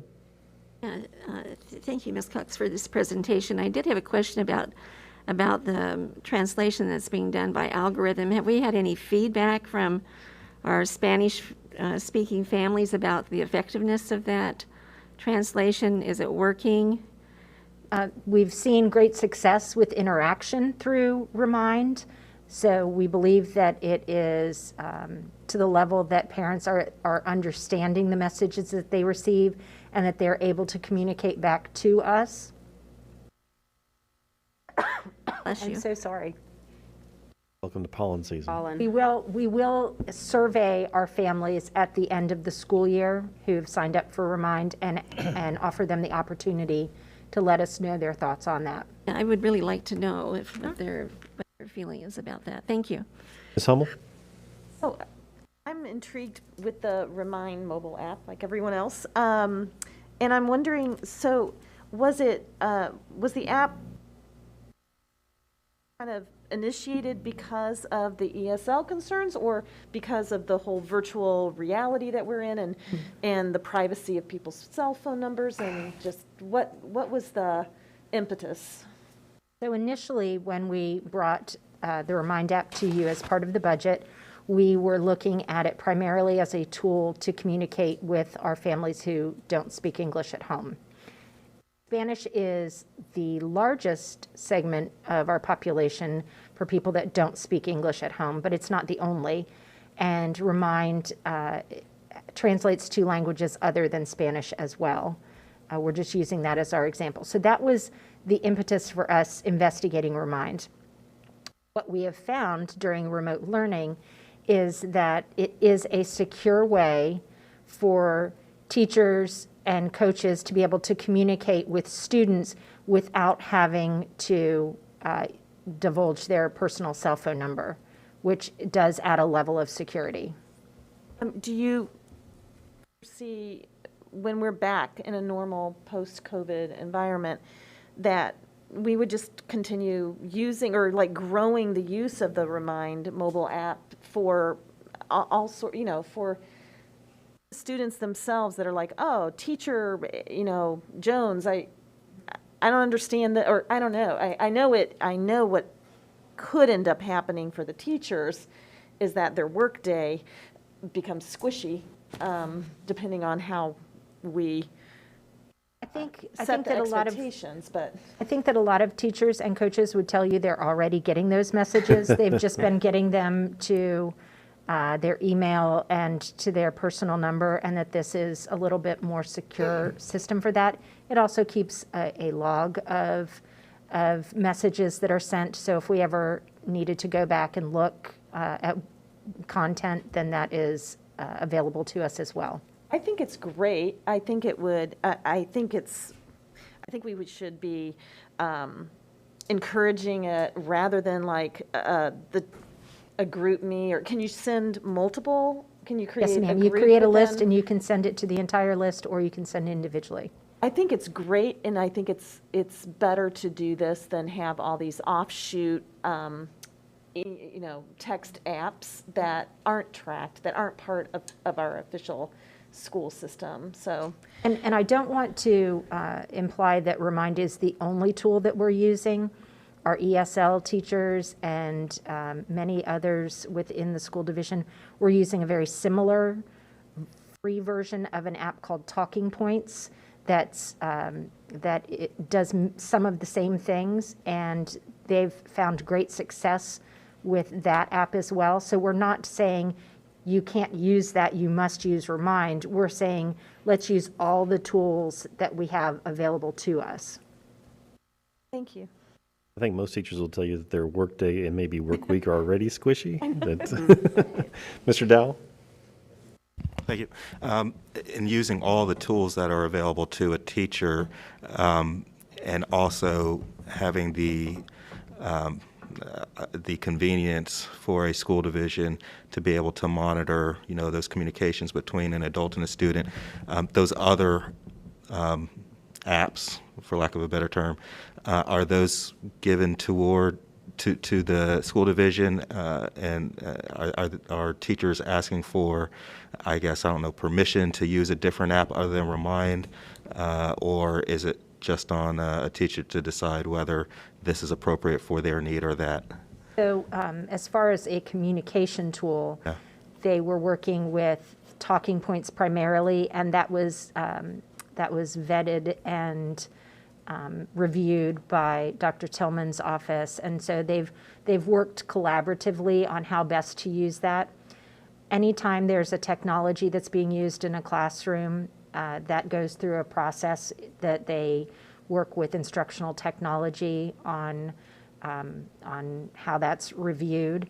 So we are recommending either Talking Points or Remind, and we're providing training to staff about best practices for that and expectations as well.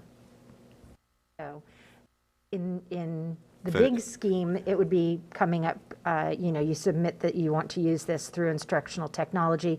And if it was a communication tool that was submitted that way, I'm sure that Ms. Bowen would kick that over to us for review as well. Thank you. Ms. Cook?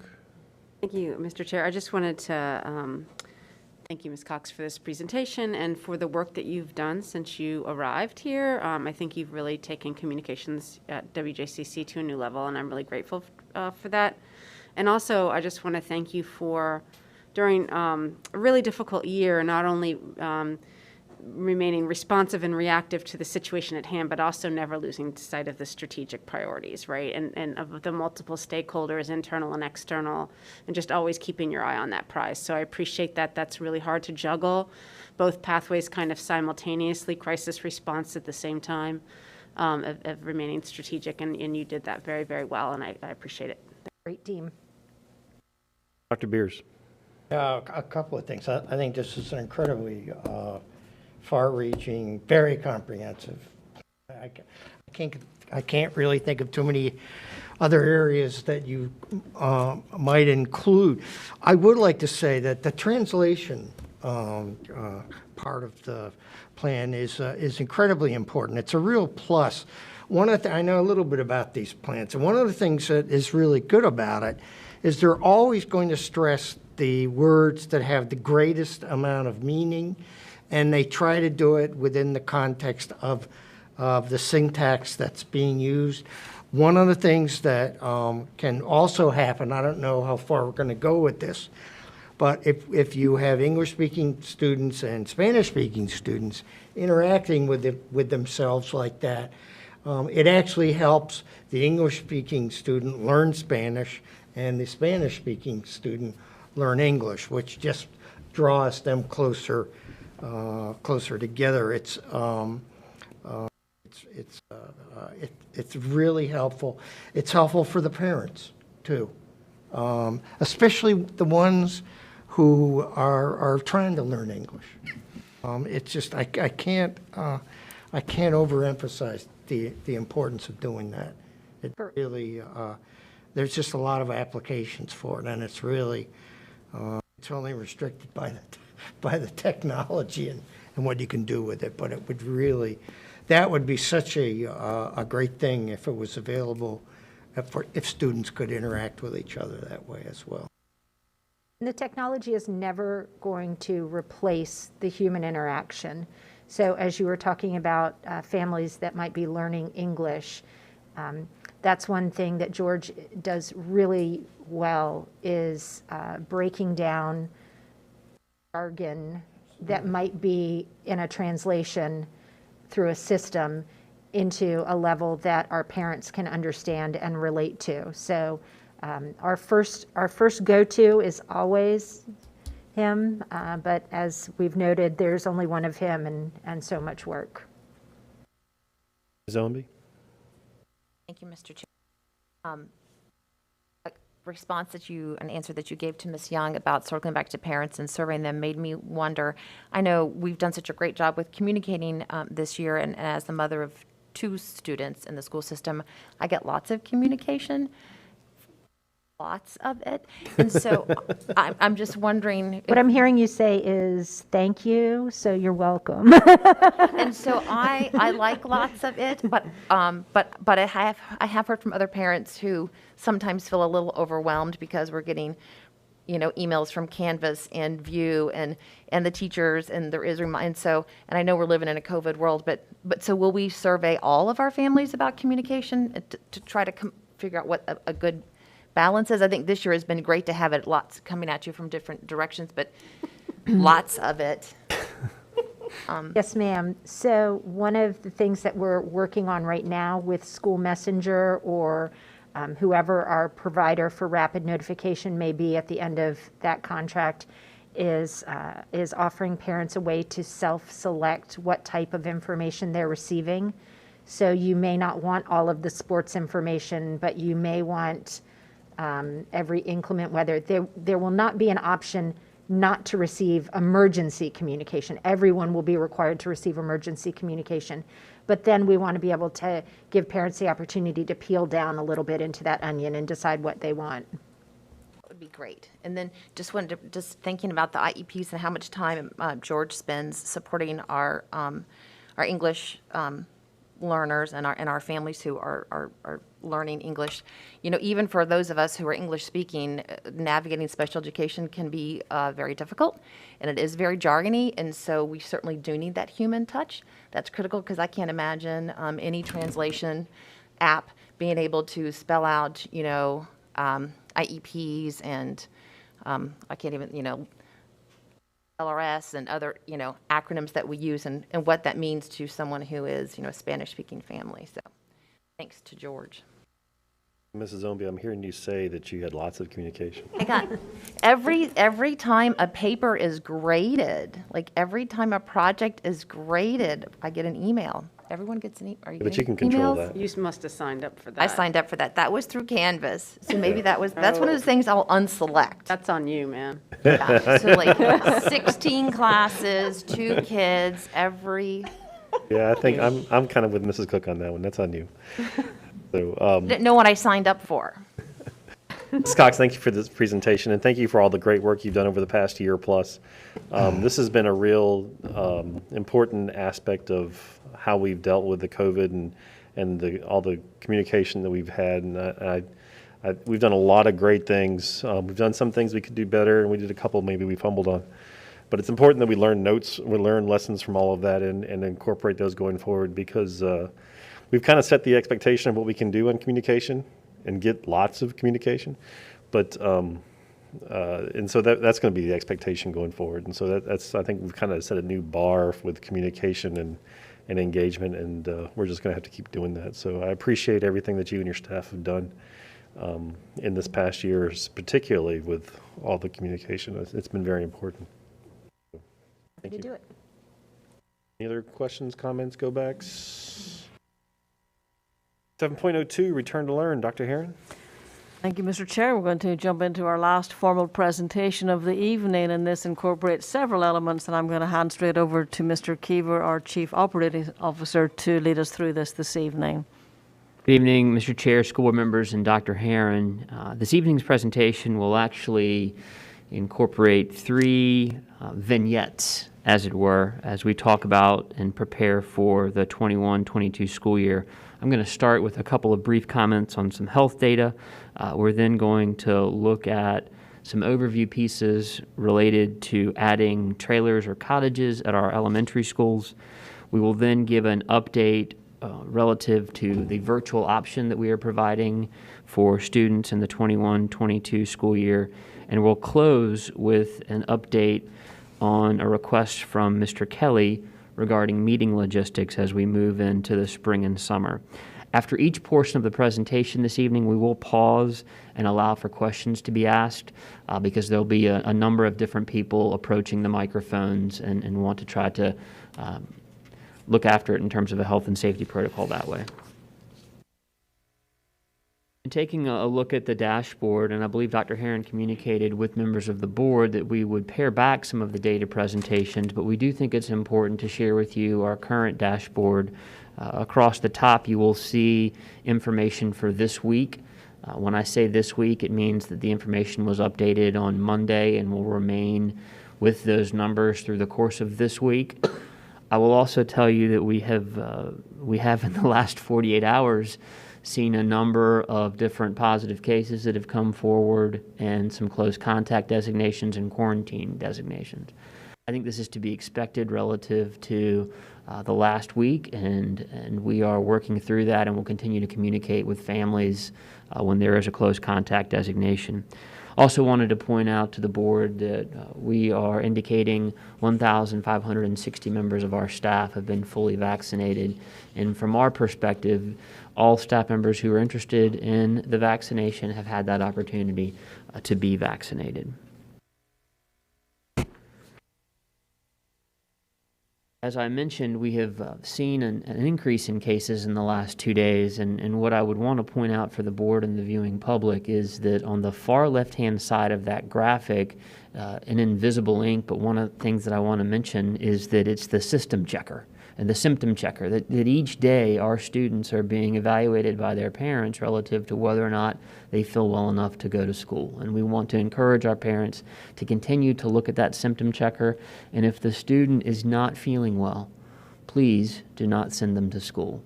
We also are insisting upon mask wearing. We believe that that is the #1 mitigation strategy and feel like that continues to go well in our schools. About a month or so ago, the CDC revised the indicators. We went from 5 levels to 4 levels. Low to high are the different threshold levels. With that change, there was also a change in the reporting of the data, which is part of the reason why we are going to start to pare back some of that data that we're sharing with you. Quite frankly, you'll notice the graph in front of you is dated 4/3/2021. The information is provided to us by the Virginia Department of Health. It is, when we get it, at least 2 weeks in arrears. Tomorrow we'll get an update that will go back to the 10th of April. So while this suggests that we are in Williamsburg in an area of high transmission, see that there, it does date back to the 3rd of April. So our sense around the accuracy of this and the reporting of this is such that while it is key for us to continue to look at it, we are focusing most primarily on those mitigation strategies within our buildings. This is the Williamsburg information. This is the James City County information, again going back to April 3rd.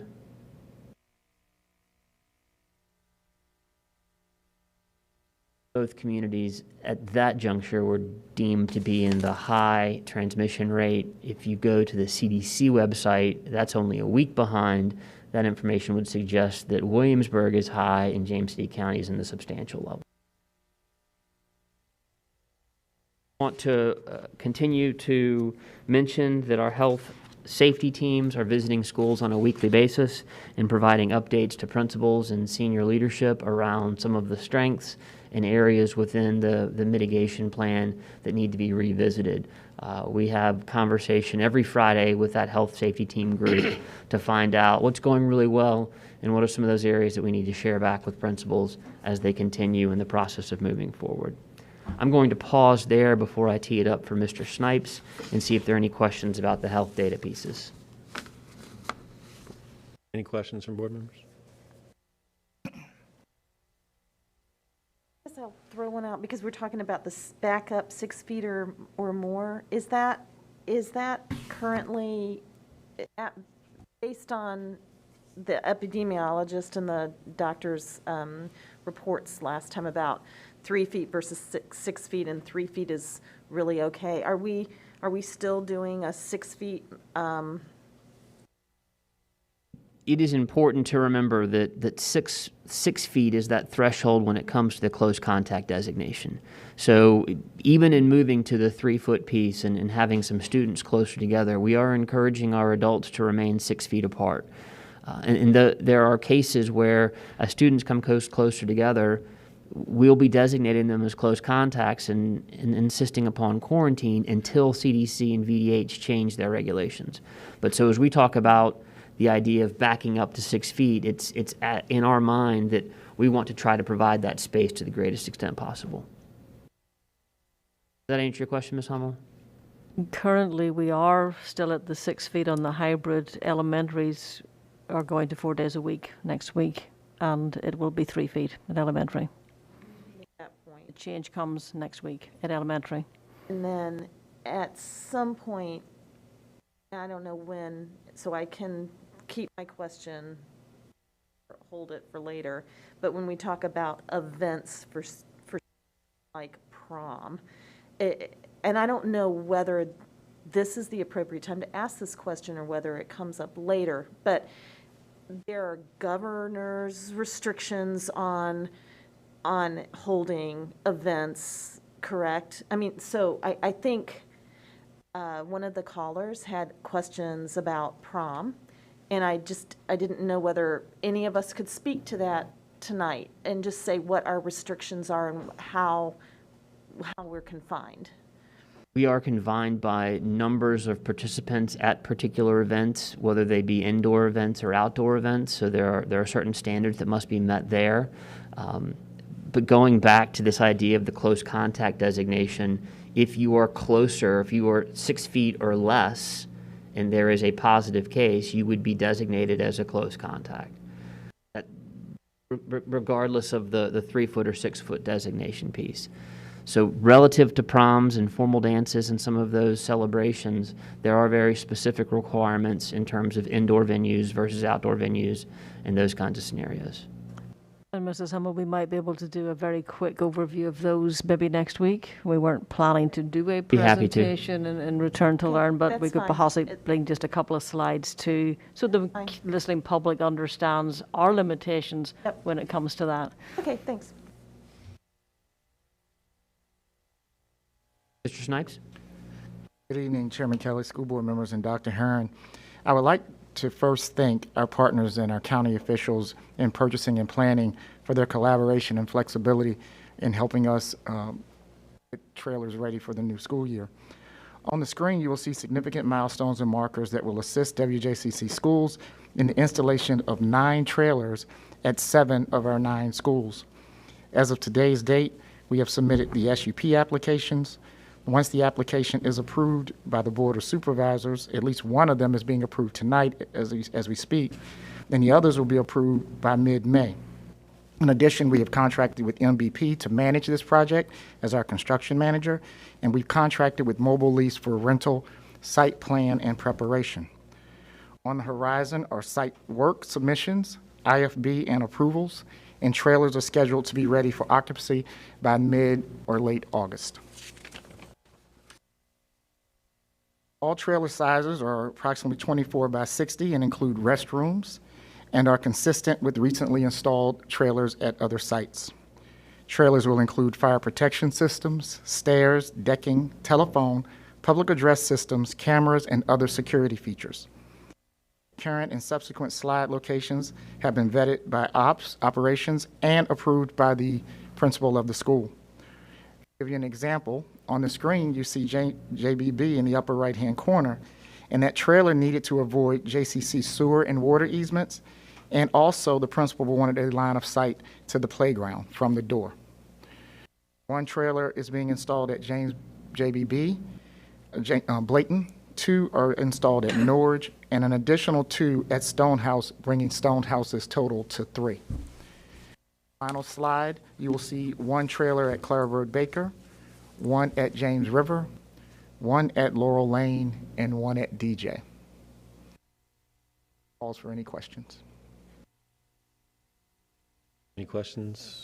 Yes, thank you. This is a lot of work in a short amount of time, so I just want to say thank you for. Well, it's a credit to our county officials, and we're working in partnership with them. So they've expedited some of the processes and are really helping us. For example, they were reviewing SUP applications that day and making sure that everybody's involved between JCSA, planning, everybody's involved. So it's. So I just want to say thank you, because I know it's a huge undertaking.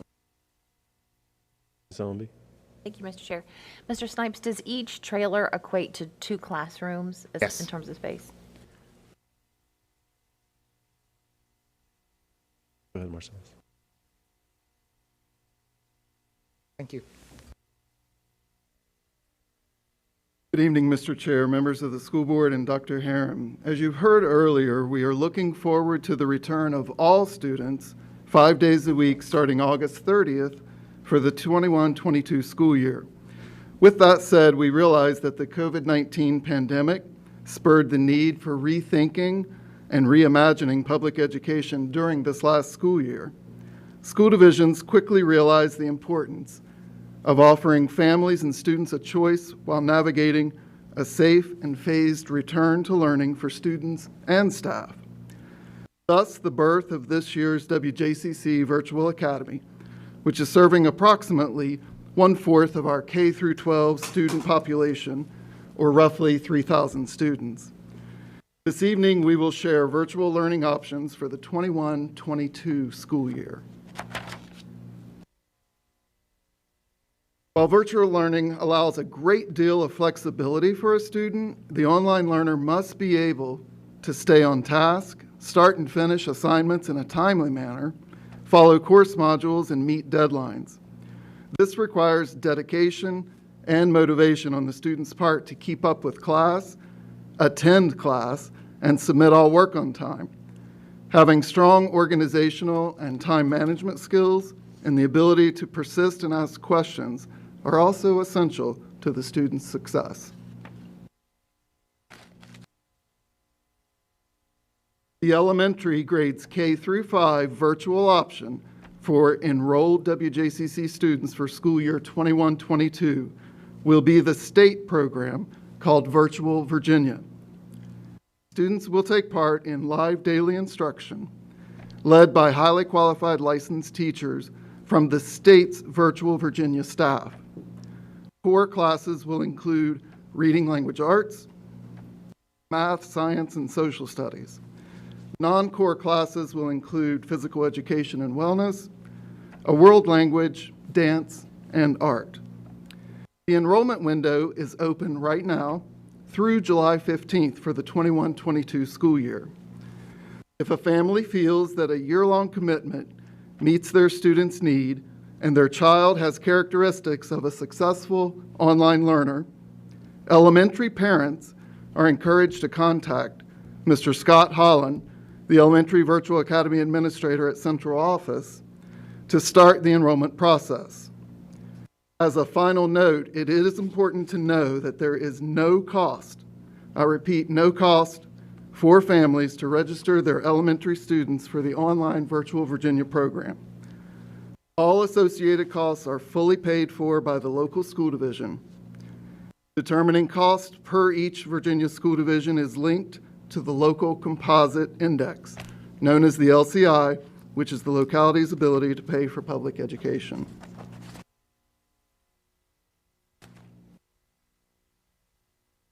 Each WJCC student that is enrolled into the Virtual Virginia program will be assigned a local school mentor or point of contact. This could be a teacher, a school counselor, an administrator, or a support staff member. Examples of some responsibilities may include maintaining regular contact with the student and family, monitoring student progress and needs, retrieving and providing the local school with the student's grades from Virtual Virginia in order to generate a WJCC report card.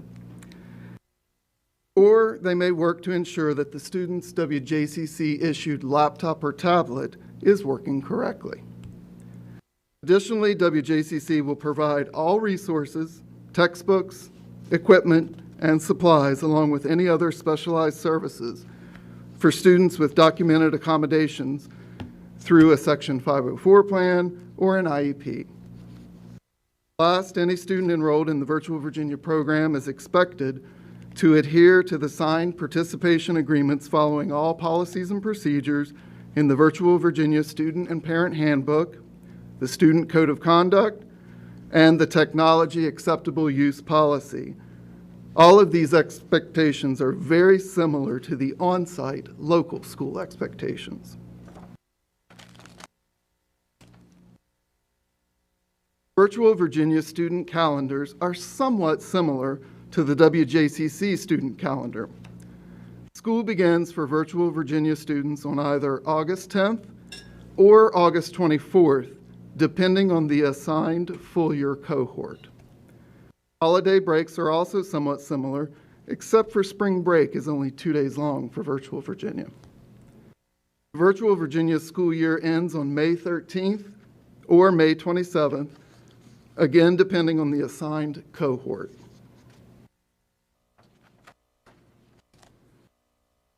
Last, we would like to show the difference in the elementary student daily schedule. If you are enrolled in the Virtual Virginia State program, you have the flexibility of learning from home or any location with internet service while receiving five days worth of live synchronous instruction with a Virtual Virginia teacher. 4 of those days will consist of a 5-hour instructional day, and 1 day is an abbreviated day of 3 hours. On the right of the chart, you will see that an elementary WJCC student will learn on-site at school with his or her peers 5 days a week, consisting of 6 hours and 46 minutes a day. Next, Ms. Newcomb will share information about the secondary virtual options for school year 21-22, unless you have specific questions related to the elementary option that you'd like to ask now. Ms. Cook? Thank you, Mr. Walker. So if you're enrolled in the Virtual Virginia Elementary program, are you affiliated with a school, particularly like after-school challenge clubs or other activities? Can you explain that a little bit? Students will be eligible to participate in after-school events, clubs, so forth. So they'll affiliate with the school where their attendance zone is? That's correct, yes. Okay, thank you. Ms. Young? Yeah, I had a question. Is there a limit to the number of students that can enroll in Virtual Virginia? Currently, for the elementary, there is no cap on the enrollment. Okay, thank you. We've received at this point about 27 families who've expressed interest for next year. Ms. Hummel? I just had 2 questions. One, let's say a family signs up for this and then a month later goes, oh, my kid can't handle this, or I've changed my mind. Can they change their mind and come back? I think eventually we could. There's a process we'd have to go through with the state program in order to do that. It'll be complicated because we would have paid a fee for the student to go to the assigned programs. So we're going to work very hard up front to make sure a family knows that they're committing for a year. Okay. It's not like students haven't had the experience to some extent because they've been virtual a lot of this year, so they should know somewhat what it might look like in another program, but they will have, interaction with their teacher every single day in this program as well. But once we paid the fee and people have signed up, the intention is that they would stay there for a year. And then conversely, if somebody decides in November or moves into the area from another state and decides that they want this virtual option, do they have to wait till the next calendar year? Is that the idea, or? I think if they're a current student, they would have to wait, but if someone comes into our system late after school starts, then we would certainly give options, I'm sure. Yes, that's correct. And then my last question is just about the cohorts. Could you just explain the difference between those two cohorts? Do you get to, does a family say, oh, you know what, it works better for me to be the early cohort, or how are the cohorts assigned? I don't have a ton of information on that piece of it, just knowing that the enrollment's based on the strict numbers, and I think once that first cohort fills, they say, okay, you're starting on August 10th. And as enrollment continues, the next group, you're starting on August 24th. Okay. It's kind of like that staggered start. Okay, thank you. Mr. Dow. I know I heard that to begin the enrollment process, parents will need to contact or get in contact with Mr. Holland. Yes, sir. Mr. Holland. My concern, and I'm sure you're already running through this and preventing this kind of mistake, but virtual Virginia being so very similar to Virginia virtual in its appearance, is that the only way that a parent can enroll their student? There has to be Mr. Holland? a central point of contact, yes. Yes, So they're not going to be able to enroll themselves, and they need to be an enrolled student, a student with WJCC schools, to be part of this from our perspective, so that we pay the fee for them. So it is a free virtual education, but it's offered through WJCC schools via Virtual Virginia. so if I'm hearing this tonight and I want to go look at it and I type in Virginia virtual and think that I can begin this process on my own. If a family does that, they will not be enrolled in our school system. Yeah, okay. And so the people that do Virginia virtual, wait a minute, virtual Virginia, the other one. Virginia virtual is the other one. Virginia virtual is the other one. This is my concern. It right is, here. I'm serious. So the people that do that need to understand they're not part of our school system, therefore they're not going to be able, it doesn't matter where they're zoned, it makes no difference whatsoever. As far as we're concerned, they're not part of our school system, they won't be on teams, they can't participate in clubs. That's correct. Okay. You must be enrolled in WJCC schools, and we really welcome anyone back who's not in our system this year if they want a virtual experience. This is an opportunity for them to still have a support system at their own school and have a virtual learning experience. On the heels of a communications presentation, I think this really tops it for us, making sure that parents understand what they're applying for and that they really do need to go through Mr. Holland for that. I think we've communicated with families in our system now, and a letter, I believe, is going out this week, Ms. Cox has left, to every family who left our school system last year and linking them to the options that we have. Thank you. Okay, Mr. Walberg. Other question? Okay, Ms. Newcomb, turn it over to you. Good evening. Tonight I will share with you information about the Virtual Academy option for students in grades 6 through 12 for the 2021-2022 school year. It is important to note that we offer many virtual learning opportunities for all students in WJCC, including supplemental courses offered through the WJCC Virtual Learning Program and Virtual Virginia.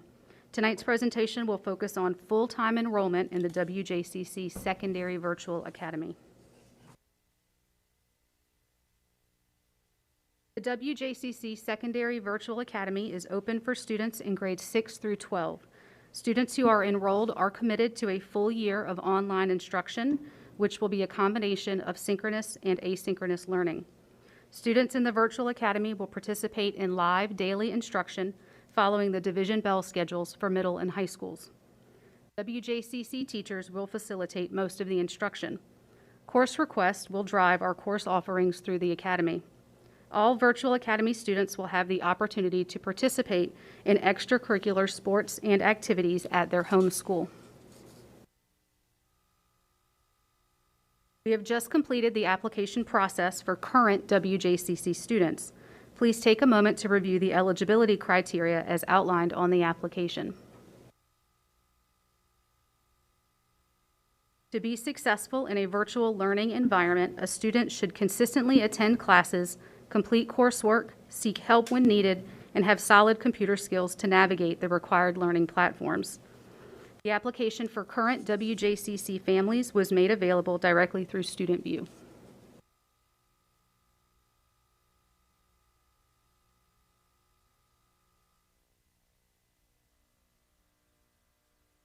As of today, we have received 240 WJCC student applications for next year's Virtual Academy. As you can see from the chart, we have 138 high school applications and 102 middle school applications. Students not currently enrolled in WJCC public schools have the opportunity to submit applications during the registration process. Over the next several weeks, course requests for all students will be reviewed to make decisions about scheduling and staffing. The timeline for the application and confirmation of enrollment in the Virtual Academy is shown here. All students requesting the opportunity to learn virtually next year will be accepted as long as they meet the criteria outlined on the application. For example, a student who had issues with chronic absenteeism or failing grades this year will not be eligible next year. Another example would be a student who is not on track for on-time graduation. We understand that virtual learning may not be the best fit for all students and feel that struggling students will benefit from the resources and support available to them in our school buildings. Once families are notified of acceptance during the week of April 26th, school counselors will continue to review course requests and communicate any necessary schedule request updates with families. During this time, students and parents are encouraged to reach out to your school counselor with any questions. Families will have until May 10th to confirm their participation in the 2021-2022 Virtual Academy. For planning and staffing purposes, it is important we maintain an accurate enrollment number. While there is some flexibility to accommodate new families, most students interested in virtual options will be directed to Virtual Virginia once the Virtual Academy is full. As we review course requests for students, we will consider scheduling needs within the Virtual Academy. This will give us the opportunity to identify other platforms for specific class needs. For example, a student may access AP Economics through Virtual Virginia, or perhaps a student taking AP French may be scheduled remotely with a WJCC teacher at their home school or where the course is offered. It is important for families to closely review student course requests and ask questions before making a final decision about participation in the Virtual Academy next year.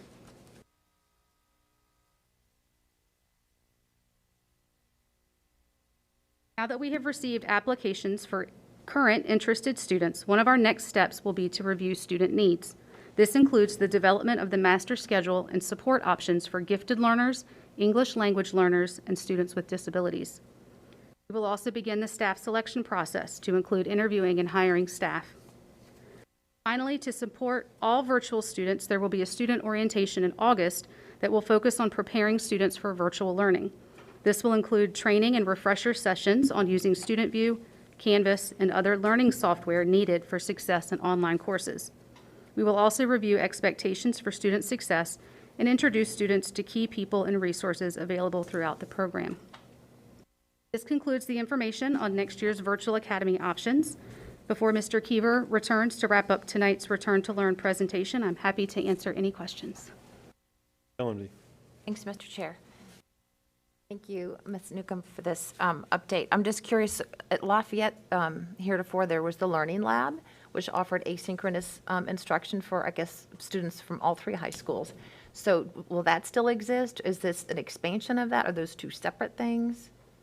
We have a variety of flexible learning options and opportunities. So the Flexible Learning Lab will continue to provide support to students separate from the virtual academy.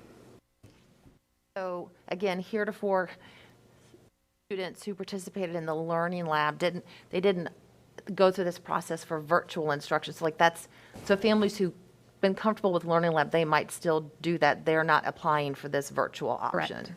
Correct. And again, that will be communicated clearly to folks. Yes. Yes, I think the students who have opted for the Learning Lab are there for various different needs, and the communication about the lab will go out to families so that they know that there's not, it is different. It's not the same. Not the same. Because they do things in a different timetable as well. They don't go through the process for the same number of hours per day in the Learning Lab. It's actually tailored to the needs of the individual student. Exactly. So that's not changing. That is not still changing. intact. And this is additional. Any other comments, questions? Ms. Hummel? When you go to the slide before that, when you were talking about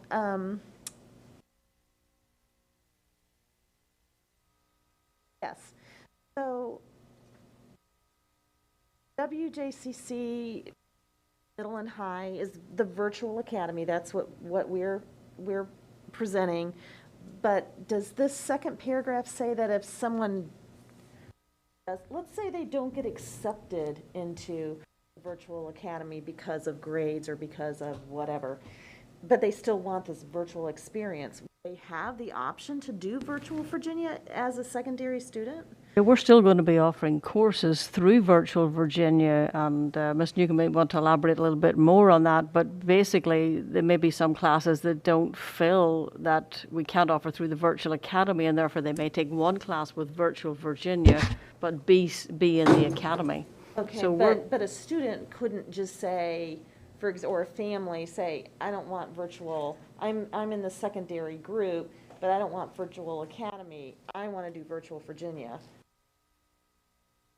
At this time, we're only offering Virtual Virginia full-time for elementary students.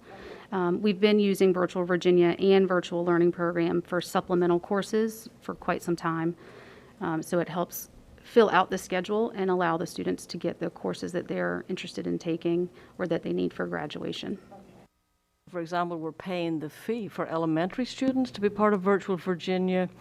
Through the state, we get a certain number of free classes in Virtual Virginia at the secondary level, so the opportunity of full-time Virtual Virginia at the secondary is not an option. So it's just supplemental to what Virtual Academy is doing. Right. So for example, this year in the Virtual Academy, we have students who may have 6 courses with WJCC teachers through the Academy and perhaps 1 virtual learning program course that's asynchronous and a Virtual Virginia course so that they have 8 full courses. And then I'm assuming the same applies depending on what school they are zoned to. They can participate. And this is just anecdotally, who are these parents or families that are opting? Are they doing it because of health concerns, or are they doing it because of the flexibility that the virtual academy provides? Are you seeing what are you seeing? Right. So the deadline just ended, so I haven't had a chance to dig into all of the responses from students, but part of the application did ask them to reflect on why they felt this was a good fit. And I'm seeing a mix. I'm seeing some families that are doing it for health concerns. Some families are doing it because this year went really well for their child and they want to continue doing that. Thank you. Thank you for everything you've done this year. You've done a great job. Appreciate it. Yes, sir. Going to get to the correct slide. Finally tonight, at Mr. Kelly's request, school administration looked into logistical and safety considerations for opening either the comment period or the entire meeting to the public in the near future. When I say meeting, I'm talking about school board meeting. We explored what would be needed if the school board meetings continued to be held here in room 300 or if they were moved to a school auditorium or city facility. From a health perspective, we want to ensure that we are following WJCC school mitigation strategies, such as consistent use of face coverings and physical distancing. The CDC continues to recommend 6 feet between adults to the greatest extent possible. The recommendation of our Student Health Services Supervisor, who I believe is also joining us by Zoom in the event of questions, is that we do not change our health practices and maintain our current strategies. The communications and technology teams looked at the logistical side, and Eileen is here now with an update. After looking at the options, school administration recommends the Stryker Center as the venue for formal school board meetings. Workshops will continue to be held here at the annex. So I'd like to give you a little background about why that is the recommendation. Here at the annex, we can bring citizens in for public comment by lining up 6 feet apart in the hallway. We would not, however, have enough seating in this room during the meeting because of spacing. At the Stryker Center, board members can be seated on the dais and at the desks in the front of the boardroom. These areas are pre-wired for microphones, cameras, and live video streaming, while also allowing for social distancing. If necessary, we can once again line speakers up in the hallway during the public comment period, and with spacing clearly marked on seats, we can accommodate senior leadership and approximately 20 to 30 additional members of the public while maintaining social distancing at the meeting. Additionally, the city will have a Parks and Rec staff member on site screening guests and participants upon entry to the building. This includes a temperature check. Logistically, moving the meetings to a school auditorium presents great challenges. We do not currently have equipment in place to send a live stream out of the auditoriums or cafeterias at our schools. This will require the purchase of equipment or contracted services. Although we do not have a formal estimate of cost to purchase the equipment, we believe it will be in the ballpark of $25,000 to $30,000. With those challenges in mind, our recommendation instead is to move the second meeting of each month to the Stryker Center. We've tentatively been told that the space would be available for the May and June meetings, and we should receive final confirmation soon.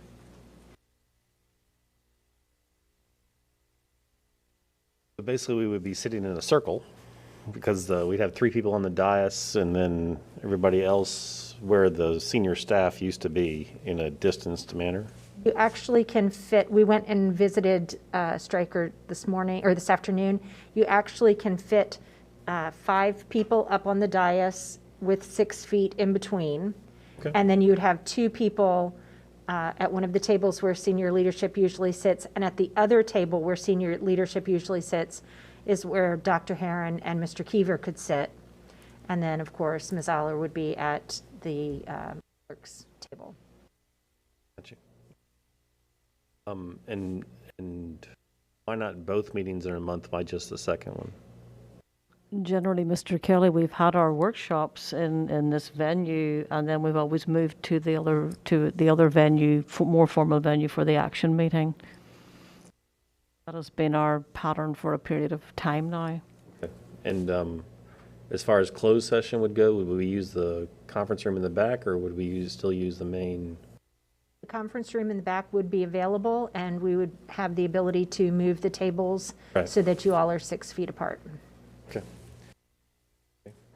Comments from board members? Ms. Cook? So even for the workshop, thank you for investigating this. So for the our first meeting of the month would still be live public comment, not recorded. Is that correct? Correct. We would have the ability to invite citizens to make comments. We would space them in the hallway, socially distanced, and bring them in one at a time to make their comments to the board. It's just that in here, there's not space for seating for the duration of the meeting. I would be in favor of doing that sooner rather than later. I look forward to in-person comments because I think the tone is more civil in person, and I think that it's time for that, frankly. And, you know, we're still, for people who can't get here, which I understand that you know, there's people with busy schedules and families at home, email is welcome, and, you know, if there's any way to even make that easier, that'd be great. So I don't want to limit it, but I think in person it's time. It's time for that. Any other comments? So, taking a straw poll, so beginning with the May meetings, we would have the live public comment, bring them in here, and then the second meeting, we would do it at the Stryker Center? Is that, we all good with that, Dr. Beers? Thumbs up. I'm good. Mr. Dowell, Ms. Young? Absolutely. Okay. All right, that'll be our paradigm going forward then. Thank you, and thank you, staff, for looking into that. I know I asked, we had a broad group of people looking at that, and so I appreciate all the effort that was put into doing that. So. And just to clarify, we did also look at the at the county facility, and this just it gave us a little bit more flexibility in terms of the number of citizens that could attend the meeting live. Right, and the having the seating out front with the microphones is much different than. Yes, sir. The county, the supervisors can do it with 5 people, but and then it's more challenging for us. Ms. Cook?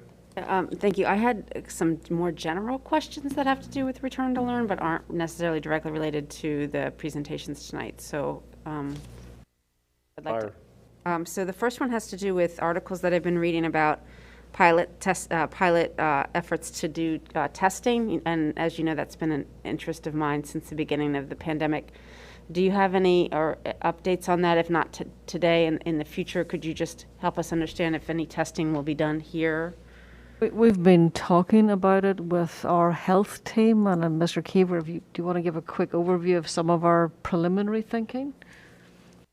I'd be happy to, and we could probably bring back to you next week if there were sort of a more formal presentation around the testing pilot. I think that we understand that is a mitigation strategy that the state and Virginia Department of Health are interested in piloting. I think we also feel like there are some challenges for our current staff in terms of plates being full with how to best work through that. So right now we are still in the consideration phase of whether we would participate in that pilot or not, but would position ourselves if the state and VDH wanted to extend that into the 21-22 school year. But we'll come back to you next Tuesday with kind of a more full thinking around the whys and what fors when it comes to testing. Thank you. Yes, I ma'am. appreciate that.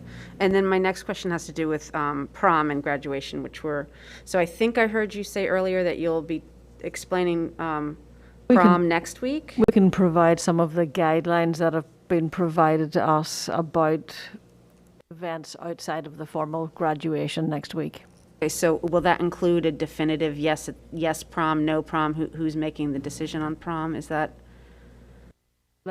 Let's come to you next week, and we'll think those things through. There's been a lot of discussion around those, but we will be as definite as we can be. Thank you. And then graduation, I know you've been great about communicating what you do know. Is there any indication on when you'll be able to communicate more? I know there's a meeting this Thursday, and following that meeting with some of the venues under consideration again this Thursday, Ms. Bourgeois will be coming back with a recommendation of where to move forward in a venue that we can manage and do well with. There's lots of things to consider in each of the venues, and some are easier to overcome than others. Thank you. Mr. Dow? Thank you. My question had to do with summer learning. I know that a few meetings back, over several meetings, we've seen that a lot of our students, more than normal percentage, will need to take a part of the summer learning. But we weren't really going to be able to facilitate summer learning because of teacher availability, recruitment. Have we been able to make any progress on that? We can provide information next week. I know the positions have been posted, as far as I know, the summer positions, and so we're waiting to see what interest we have in those positions. So those are out now, and we will be able to assess fairly soon where we are. Okay, We're quite hopeful of being able to fill the slots and would plan to serve every student who needs to be served. Excellent. Thank you. Any other questions, comments from board members?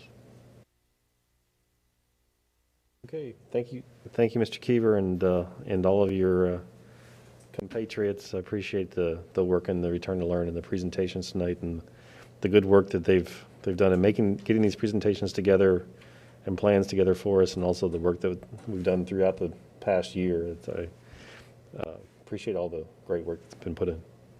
Sir, thank you. Takes us to 8.01 policies. Dr. Herron, or should I just go with Mr. Baker? Mr. Chair, Mr. Baker will be on stage for the next several policies. So, Mr. Baker, I'll hand over to you to go through policies this evening. Good evening, Mr. Chair, members of the board, Dr. Herron. I do have 6 G policies to bring forward tonight. The first policy for 8.01 is policy GBL, personnel records. This policy was adopted originally in 1974 and was revised in 2016. It has been reviewed by our attorney and by the policy committee. VSBA added language to GBL in 2019-2020 to allow for the data to be shared with the Department of Education.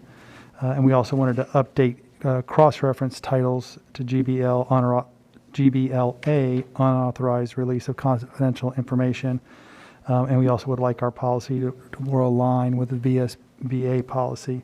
Nothing is changing with our practice. This was just a normal review of our policy. Comments? I think from the policy committee standpoint, it was fairly straightforward that nothing was being taken, and just being more in line with expectations. Perfect, thank you. Next. 8.02, revising policy GBLA, unauthorized release of confidential information. This policy was adopted in 2000. Our attorney has reviewed this policy, and the policy committee also did review this policy. There is no VSBA policy, but our attorney did recommend keeping this policy and updating the legal reference for the Virginia Freedom of Information Act, and also cross-referencing GBL personal records. Again, nothing is changing with our practice. This is just a normal review of our policies. Is the line on 32 going to read more like it is referenced that, or is it going to still say should be cited as? The legal reference for the Virginia Freedom of Information Act. Okay. I'm sorry. Yes, sir. It'll have just the code. Gotcha. Any comments, questions? Next. 8.03, revising policy GBO. This policy was adopted in 2008 and was revised in 2018. The attorney has reviewed the policy. The policy committee has also reviewed it.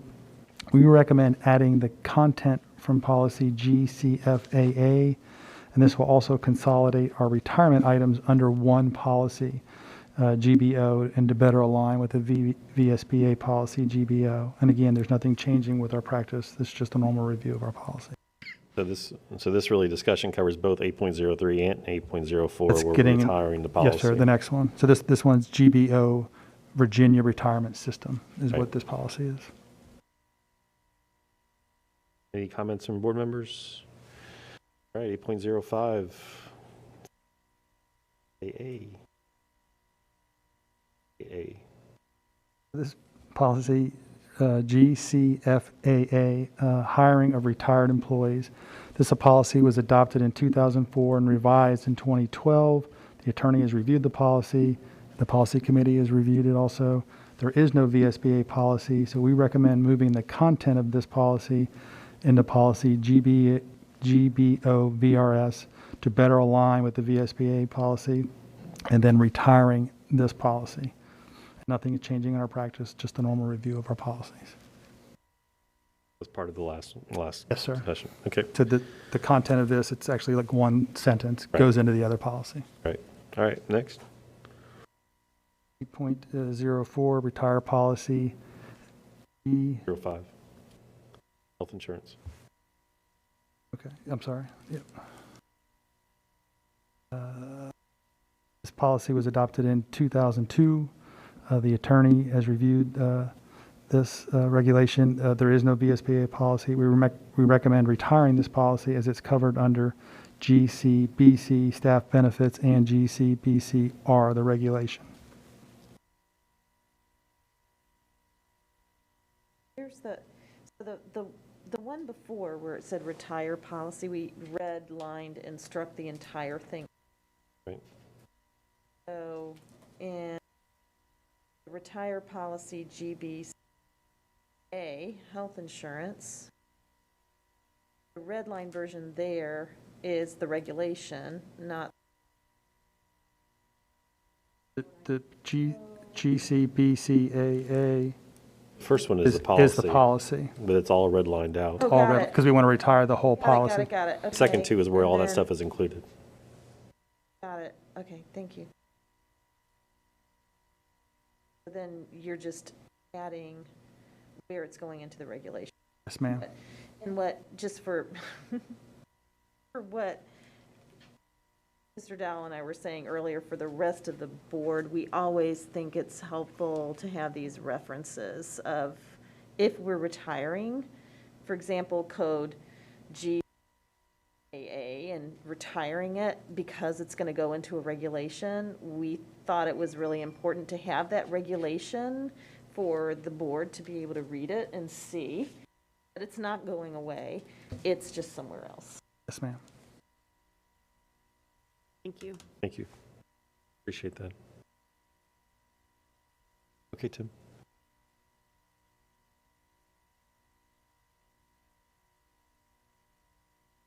GCO. Last one. Retiring policy, GCO, professional staff promotions. This policy was adopted in 1974 and revised in 2002. The attorney has reviewed this policy. There is no VSBA policy. We recommend retiring this policy. It is covered under GCI, professional staff assignments and transfers. It's also covered under GBN, staff hiring procedures, and there are VSBA policies, GCI and GBN, and nothing is changing with our practice. Comments? Any objection to putting all these policies on the consent agenda for the next meeting? Okay. Thank you. Thank you. Takes us to our two action items.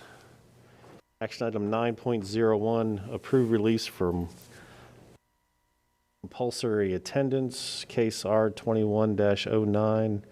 Can I have a motion, please? Chair, I move that we approve release from compulsory attendance, case number R21-09. Is there a second? Thank you, Mr. Dowell. Thank you, Ms. Owenby. Second, any discussion? Ms. Aller?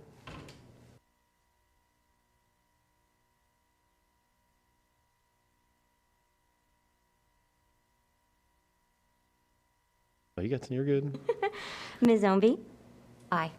Mrs. Young? Aye. Dr. Beers? Aye. Ms. Cook? Aye. Mr. Dowell? Aye. Ms. Hummel? Aye. Mr. Kelly? Aye, thank you. Next action item, approve personnel actions as amended this evening. Can I have a motion? Chair, I move we approve personnel actions as amended this evening. Thank you, Mrs. Cook. Is there a second? Second. Thank you, Mrs. Young. Any discussion? Ms. Aller? Ms. Cook? Aye. Mr. Dowell? Aye. Ms. Hummel? Aye. Ms. Ownby? Aye. Mrs. Young? Aye. Dr. Beers? Aye. Mr. Kelly? Aye, thank you. Takes us to 10.01, board members' comments. Mrs. Owenby. Thank you, Mr. Chair. I want to say congratulations to our Teachers of the Year. It's nice that we can celebrate our teachers, and it kind of makes things seem like they're moving towards normal again. So it's nice to celebrate their hard work. I wanted to welcome our teachers and our students back from spring break and know that the school board has got your back, and we're winding down these last 9 weeks. I know staff and students and families are tired and excited because it has been a challenging year, but we're so close to the end of this year and looking forward to what next year will bring. And then I just wanted to speak briefly to our callers tonight. I do thank folks for calling, and we appreciate your perspective.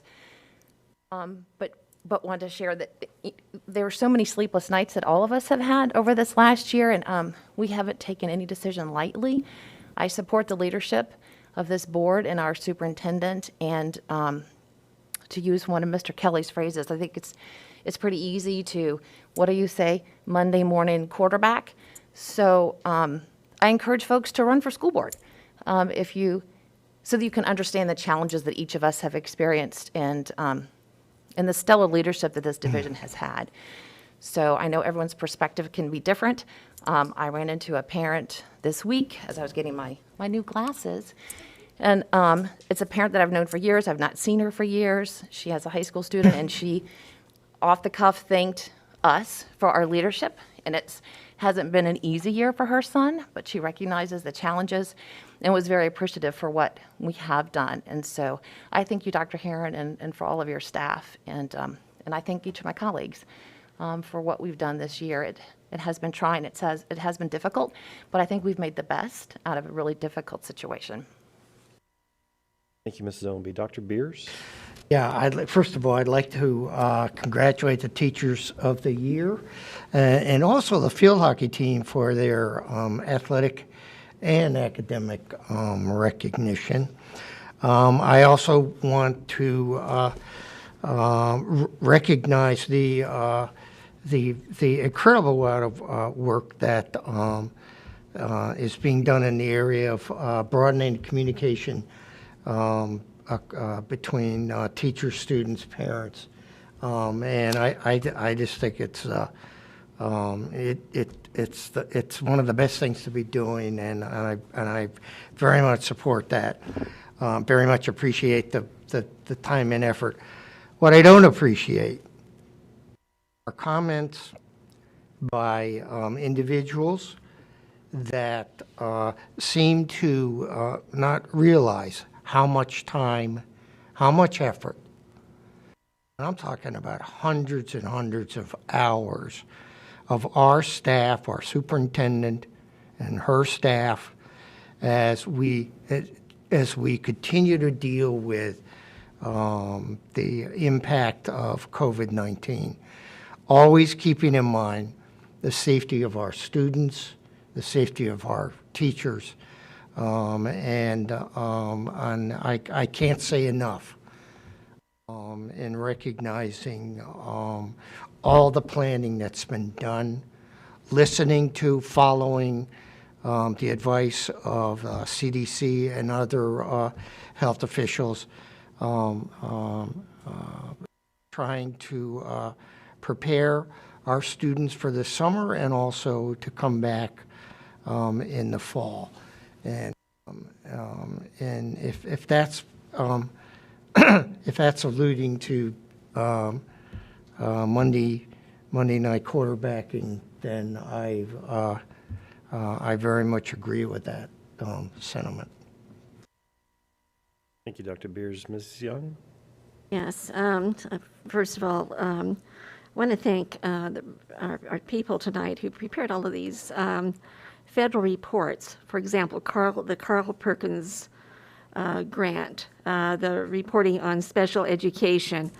That takes hours and hours of work, and I looked at the total, and I don't have the exact figure for Carl Perkins. It was to get $163,000 approximately, which is not very much money, but every penny helps, and it's for our students. So I appreciate that our staff is willing to do that, and I agree with Dr. Beers on the fact that our staff has spent many sleepless nights and lots of hours. And again, thanks to the leadership, and Ms. Ownby used the word stellar leadership of our superintendent, and I have to absolutely agree with that. One of my biggest concerns over what's the happenings throughout our country is the safety and security of the citizens of this country.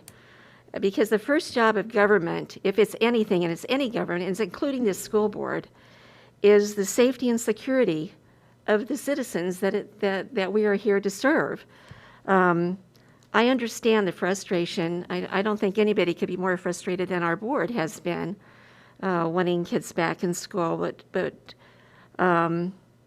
I hope that if you want to know what has gone on, you could go back until last year and listen to school board meetings, the discussion the hours of research, the presentations that we've been given by numerous individuals. No decision is ever made lightly, and I understand as a person, I don't agree with many things that have happened during the past year. I think most of us would have lots of questions if they could ever be answered. But we only can deal with the information that we have.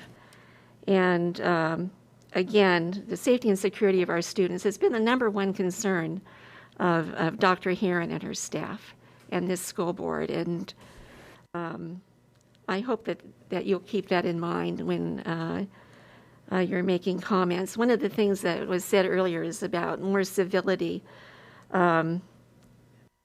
We definitely need that in our country right now, and we need that in Williamsburg, James City County. So please be patient. It's going to work out. It's coming along. We've made major strides already, and next week we're going to have more kids back in school. And I wanted to thank our principals and building, our custodians that have been moving furniture. That's a huge job. So I won't even go into that. Having been a teacher myself, I know what that's like.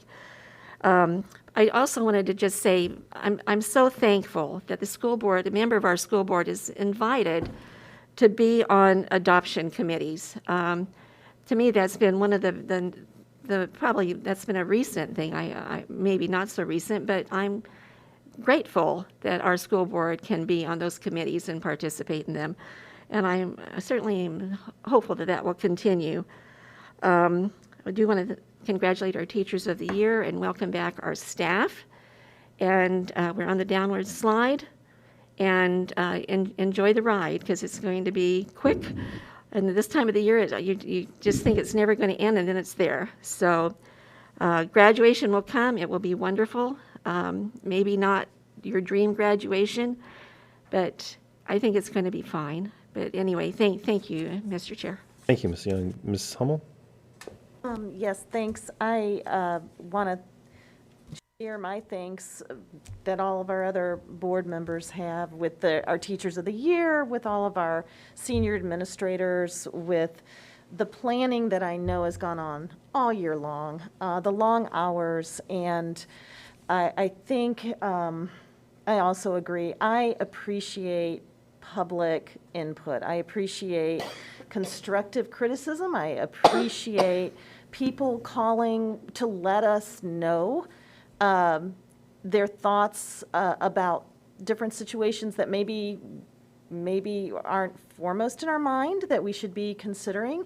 I think all of us on this board are extremely receptive to that and open to that. And I think we all have pretty thick skin. However, I don't appreciate the ugliness of some of the callers that are just being ugly. It's not that it's not civil, it's just insulting. And so, and maybe as Ms. Cook said, if they were to come in and speak to us face to face, I just wonder. I wonder if the level of civility will increase. So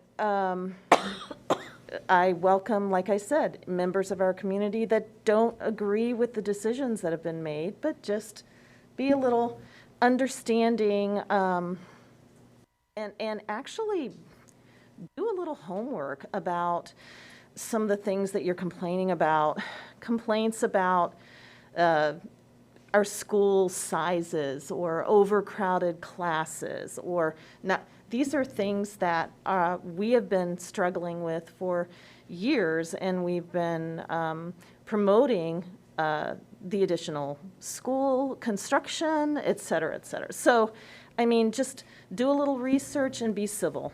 That's all. Thank you. Ms. Cook? I don't have anything to add this evening, Mr. Chair. Mr. Dow? That's where I am. Thank you. Okay.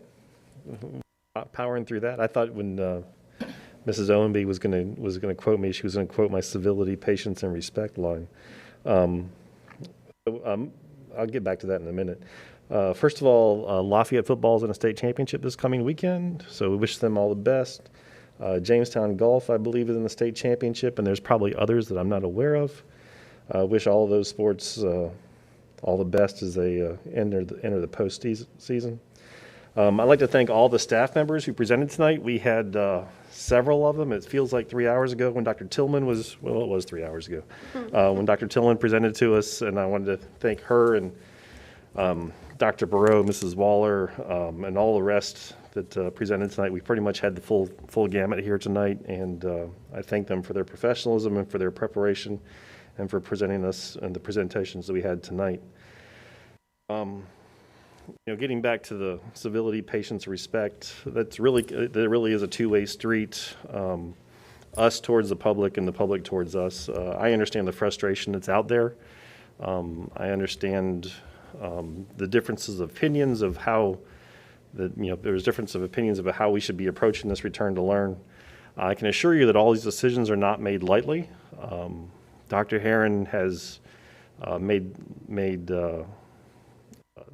many decisions here. She has talked to each one of us when those decisions are coming up. Some of us agree, some of us don't agree. But these decisions have not been made lightly. These decisions have not made without a modicum of courage. We understand that there are different opinions in our community. When we started talking about going back to school, we got a bunch of email from people about how can you do that. And then when we said, well, okay, we're not, then because of statistics and infection rates, then we started getting it from the other side. And so it's at the end of the day, Dr. Herron and this board did the decisions that they thought were the right to do.